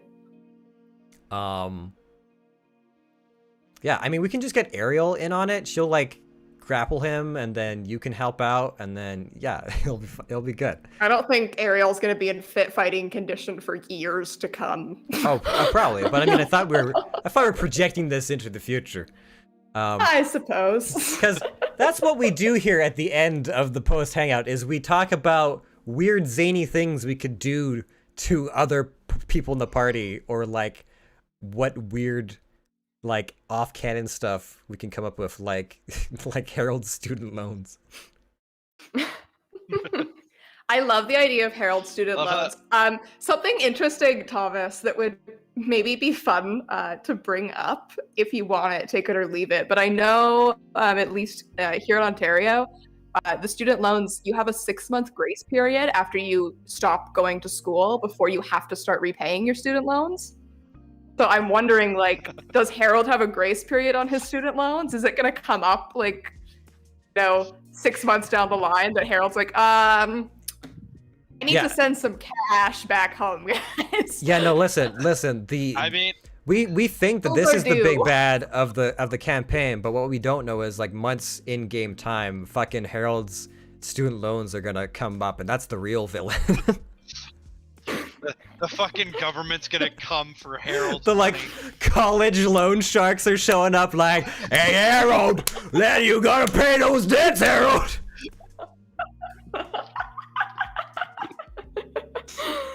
Oh my gosh. But yeah, I just asked Miss Liz a question. Alright, Miss Liz asked a question that's actually for Victor, and I just asked for that personally. So we don't necessarily have to go over that, I don't think. But no, go for that's it. what that wall of text is. We can attempt. I mean, it's very personal to him. Victor keeps having these hero / solve the problem moments, trying to be the first to jump in and then not having consequences. Harold is even turning to him for advice and assistance. Do you think that so many lucky happenings so early are setting him up for a big disappointment?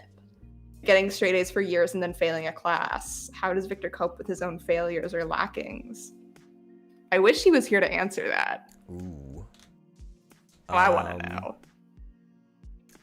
I'm going to screenshot the question. I'm going to make it happen later, okay? We'll circle back to this and hopefully get Logan's response. If nothing else, we can maybe get it on the tail end of the D&D stream next week if he wants to go to bed.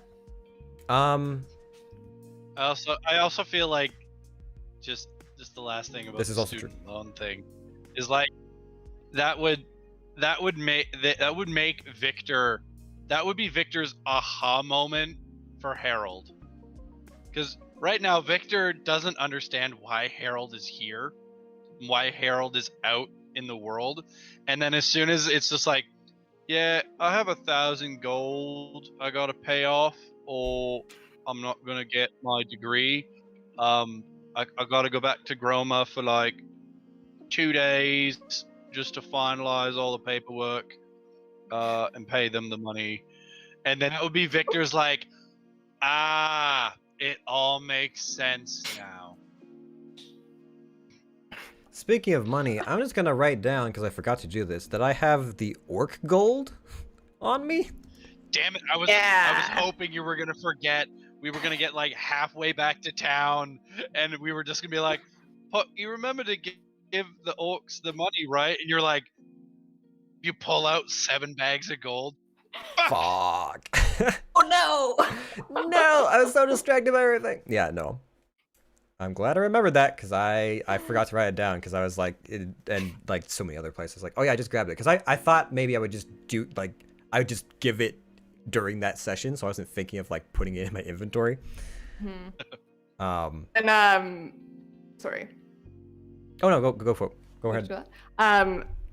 When we came up with the books and we saw, sorry, I'm backtracking, but when we came up with the books and saw the puppy with Victor,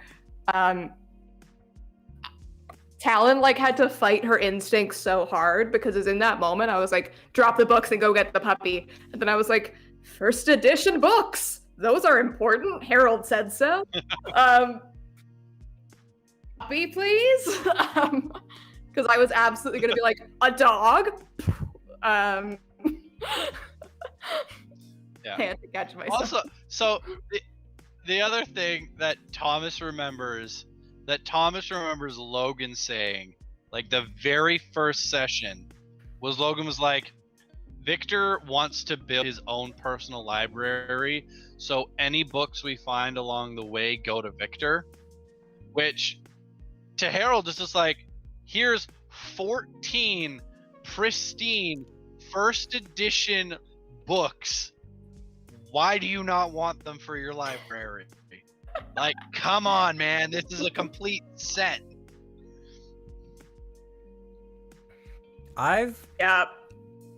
I've really been enjoying just with the thought of like, you know, Harold sometimes goes to Victor for advice and like the different dynamics between our different characters, how everyone, it doesn't feel like there's anyone in the party that like doesn't talk to anybody else.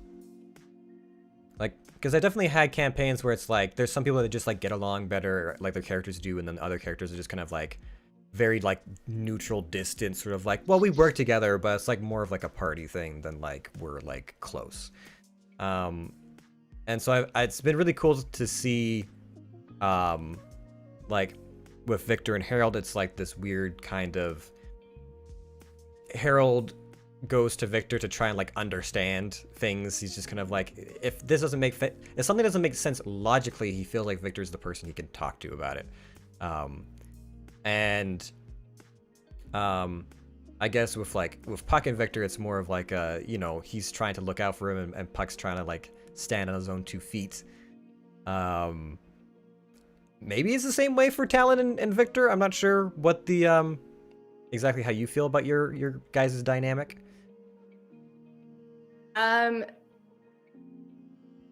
It's interesting. Alan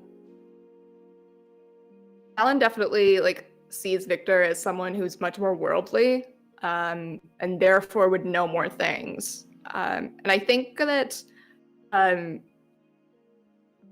she doesn't like, I don't think she like is quite processing. Some of this may be me, because I'm autistic, therefore every character I play is going to be a little autistic.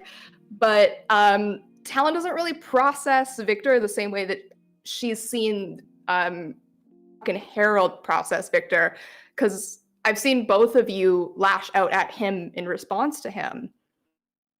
And Talon hasn't had a moment like that where that's felt, where she's felt compelled to do that.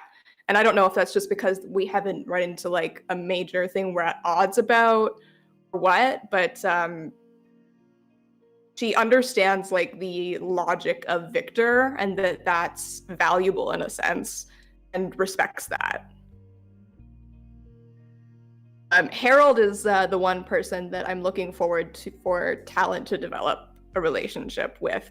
And just on a personal like player level, I'm just really curious about how these two characters are going to interact after how we got to play Naima and Zasha in the last campaign. Because yes, we're the same people, but they are different characters. So like, how much of like much of our personhood translates into them as far as our connection as characters, I guess. Yeah. Harold and Talon as a couple. Not like that. Not like that. Yeah. No, it'll be interesting because yeah, you know, Zasha and Naima definitely had a very like close sort of, you know, Naima wanting to take care of Zasha and make sure that she was okay. You know, and now it's just like, how is this going to relate? Because like Talon and Harold haven't really had a chance to even talk. You know, need to take a watch together at some point, I think. Yeah, exactly. We need a singular watch, and then but yeah, at least one to kick it off, you know. And I really actually wanted to do more in the library when it was just the two of us, and then it kind of got like, it was like, oh yeah, they talked a bit in the library, and I was like, oh, okay. Yeah. I was hoping for a little more there, but yeah, it'll happen. Yeah, I feel like there's a lot of the interactions between characters have been connected via Victor this past little while.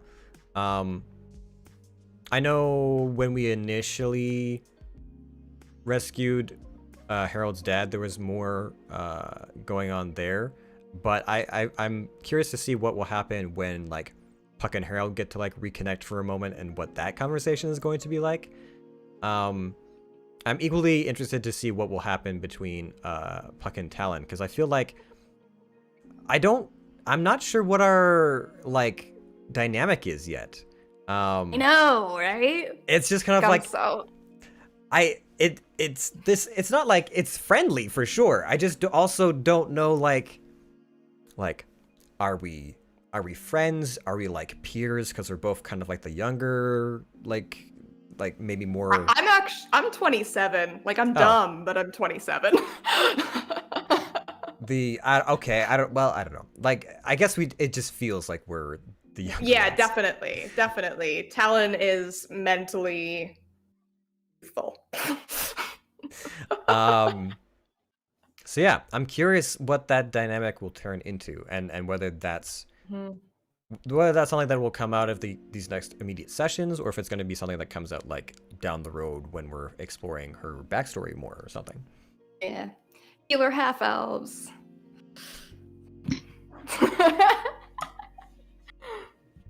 Looking forward to it. I've missed as much as we've like talked a lot, it's very much talking about current situation talk, I feel.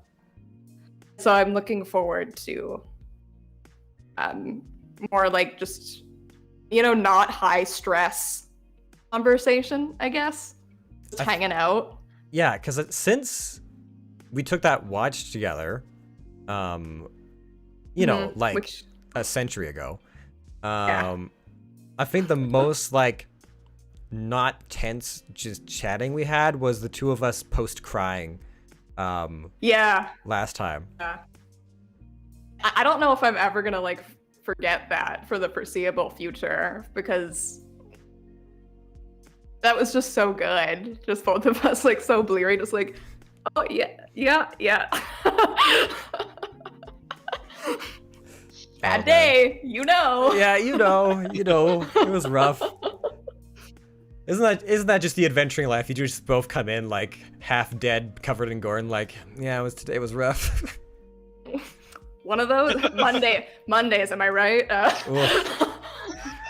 When we get like the party's like house, whatever it ends up being, and we can just like come home to like our whatever staff we have on hand and be like, yeah, it was a rough day. We're just gonna go to our rooms. I mean, technically, we do have a house. Oh, that's true. We do have a house. Sure. Oh man, that's been so long. Forgot we had a house. Can we ever reintegrate into civilized society? We're gonna damn well try. It's been 84 years. If there's a party prank man. war, who would be second to pull a prank? Talon seems like they would be first. Clearly. I'm gonna say it's a toss-up between Puck or Victor. I feel like Talon is like, if it was like a line, it's like Talon's first, but like second is like all the way over here. Yeah. Like, all of you just seem so unlikely to pull a prank. I mean, we don't know. Extremely likely to pull a prank. Harold tried to tell a lie. He was downright threatening at the beginning of this session. True. What was you were literally being munched on by fucking split face McGee, and all Harold knew was she was terrified of Ortiz. That was his first reaction, was like, Ortiz, we're gonna tell Ortiz, you better turn back into a creepy little girl now, please. I feel like some of Harold's like character developments, like the things that have been pushing have been like us being in like mortal danger, and that has been some of the times where Harold's been like, I gotta act, because there's no time to think about it. Yeah. Just like really, it has been like, there was the five explodey guards. The 5 explodey guards. There was his dad. There was, you being launched on.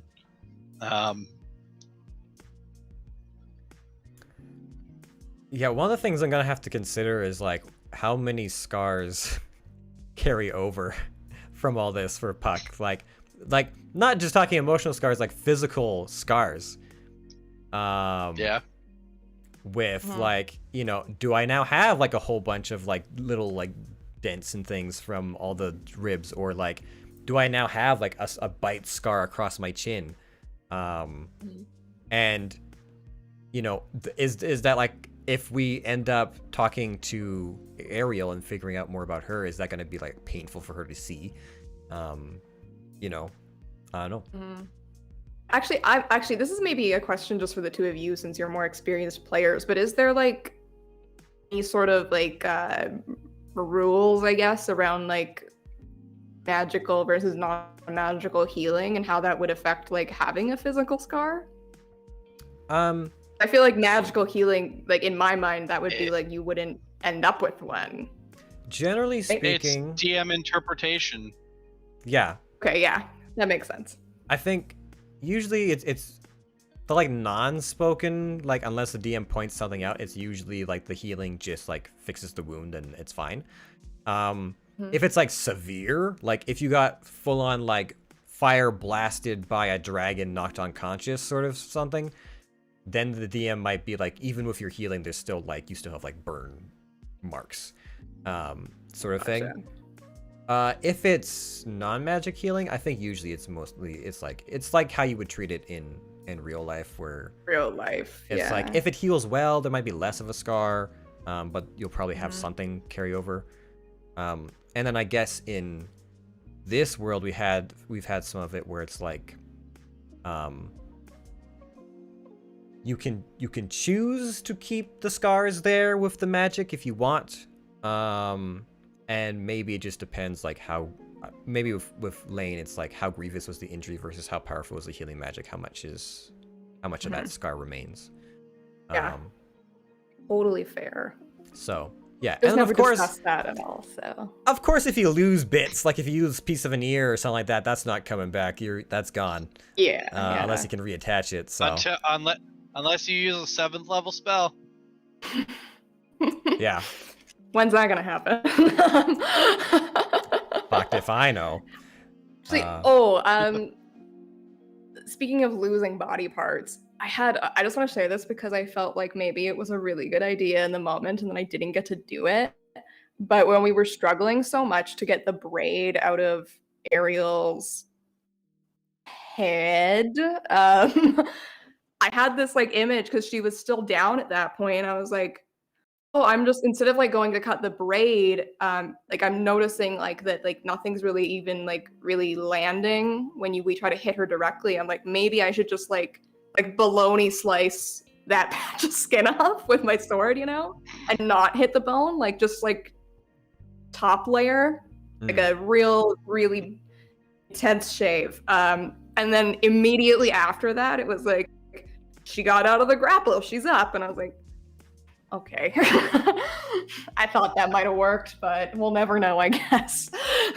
I feel like the tendrils are like in the bone though. I feel like they're in the skull. Yeah, but if you if you like took the skin, would still like, you know?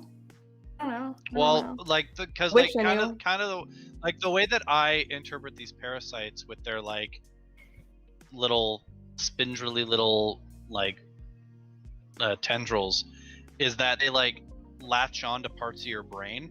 Yeah. That's what I was saying. Which is why you have to sever it, or you basically are like yanking this thing out of someone's brain stem. You know, so cutting off a little piece of the scalp, scalping them a little bit might not do it if it's all the way in. I just felt like, you know, because it wouldn't have worked as far as like actually pulling it out, but I was like just trying to think about like we weren't having too much like luck getting through the braid, and it just seemed like the next best thing. And I definitely had a moment even after she shrunk back down. This was weird for Talon. This was uncomfortable for Talon when I thought this. Kind of marks like a moment for her, I think. I was very much ready to like mercy kill her immediately after she came back. And it kind of caught me off guard. I was like, didn't know we were thinking those thoughts, but okay, cool. I mean, Nice. well, I mean, if you think about it, it's just like for Talon being this, you know, person who lives in the forest, what's she gonna do if she comes across, you know, an injured beyond saving animal? Well, that's, you know, she's gonna feel shitty that she has to do it, but she's gonna mercy kill it, and like Absolutely.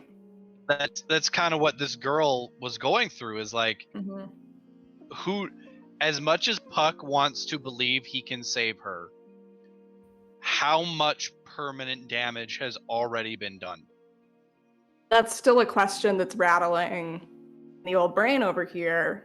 Is I think that depending on what happens when she wakes up, Talon's going to question her hesitation in that moment. Yeah, Miss Liz asked, "Oh my God, what would Puck had done? What would he have done if you had like mercy killed Ariel?" And I mean, going into today's session, I had so many thoughts of like, what is gonna happen? How does Puck respond based off of like the infinite possibilities of what could go down?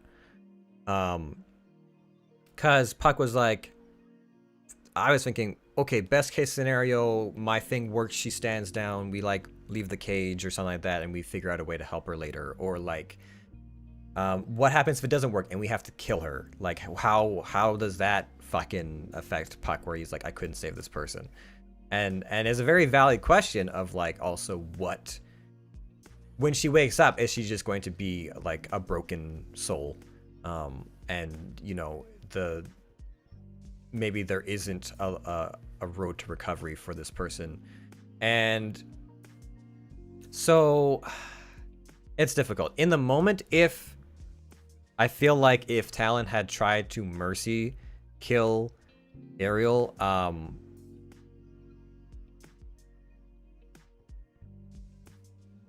Puck, I feel he would definitely like have said or done something. I don't know what that would have been. If it just happened and he wasn't like able to react in time or do anything, like if we went through all that and then she just got killed at the end afterwards, that would have been big.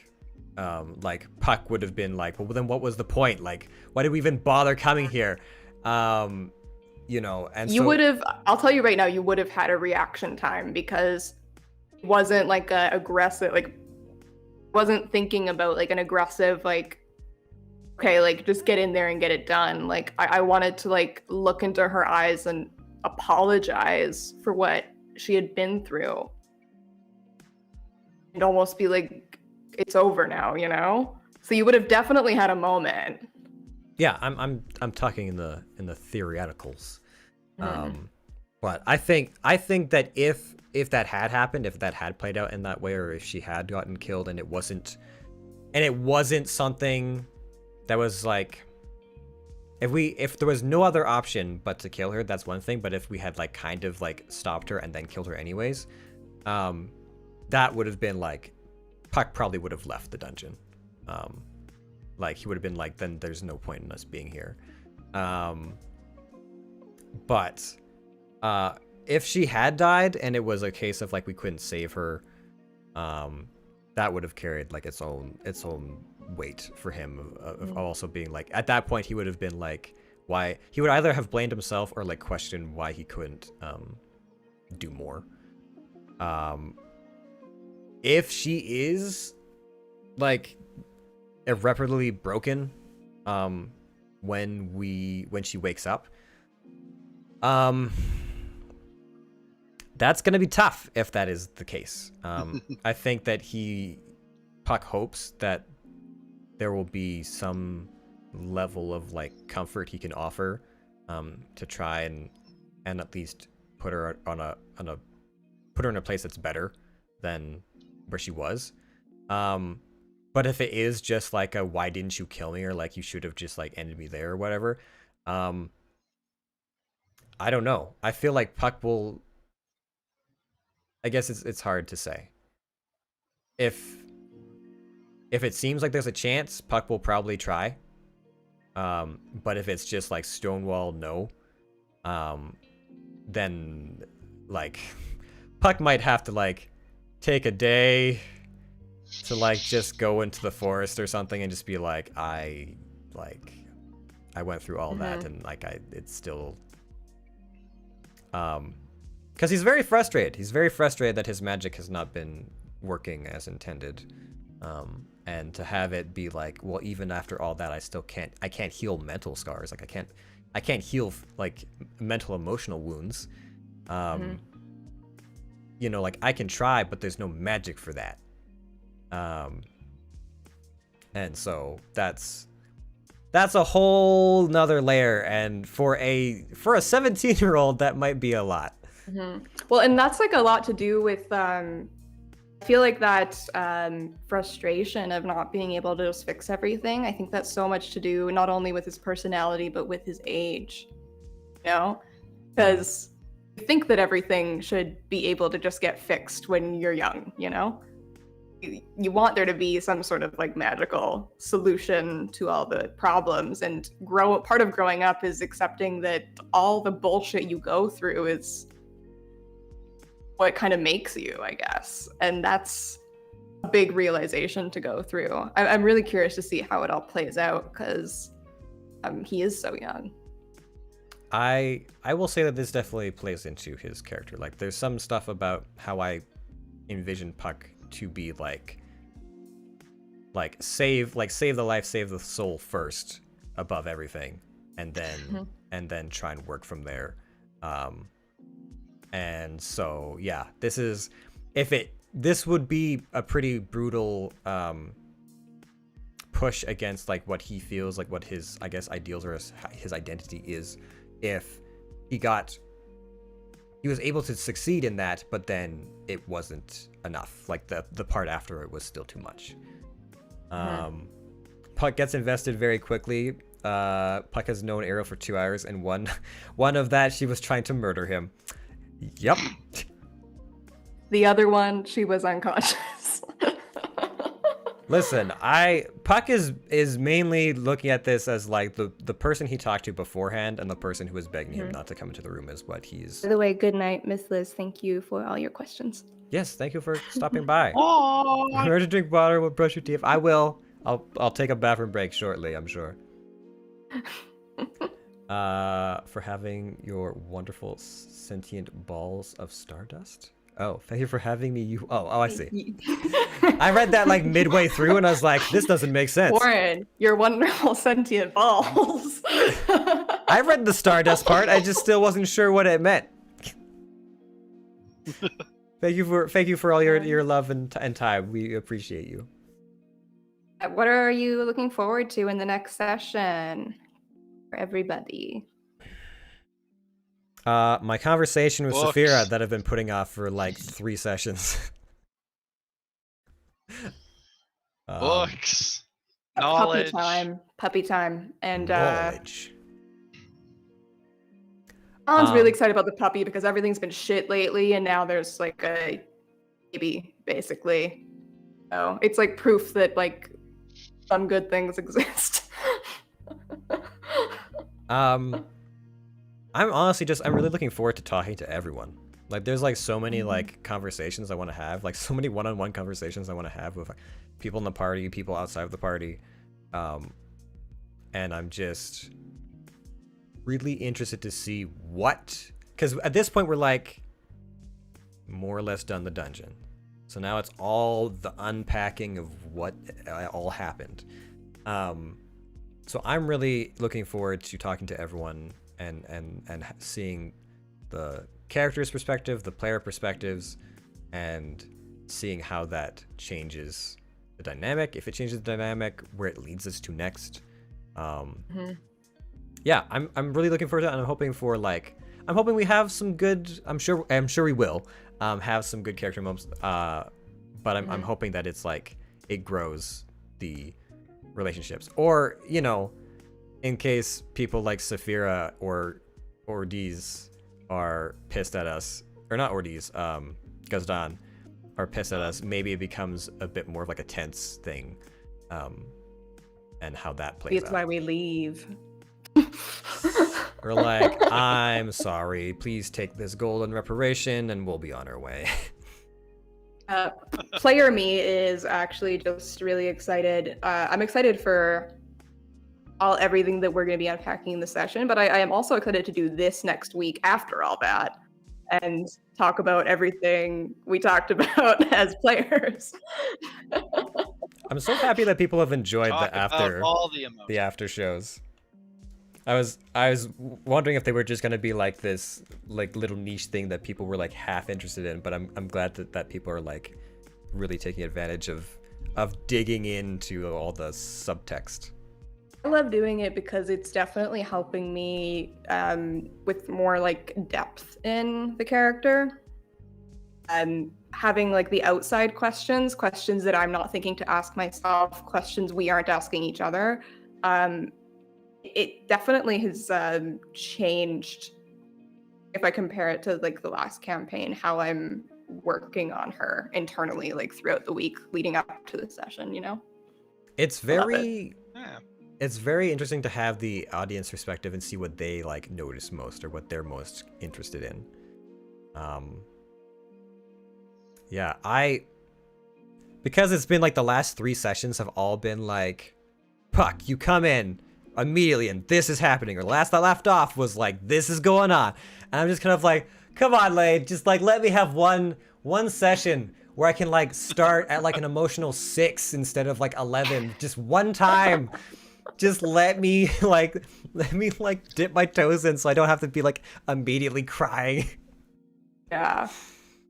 I'm gonna actually dip out. I'm feeling snacky and I'm getting really tired. It's 3 a.m. for me, so Yeah, no, that's fair. I feel like this is probably you for Yeah. good times. Same. I feel like this is a good point to cap off because we're pretty much at the end.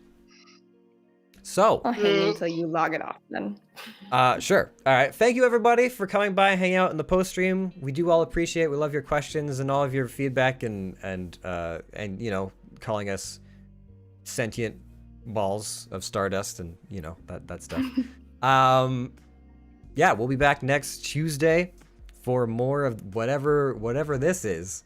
I don't know if you were here for this, Lee, but I think I was talking to Thomas last session or last post stream, and I was saying like if I had to describe our campaign, I think it was like beautiful misery or something like that. Was there for that? Yeah. Okay. Beautiful misery. So we'll be back for more of that.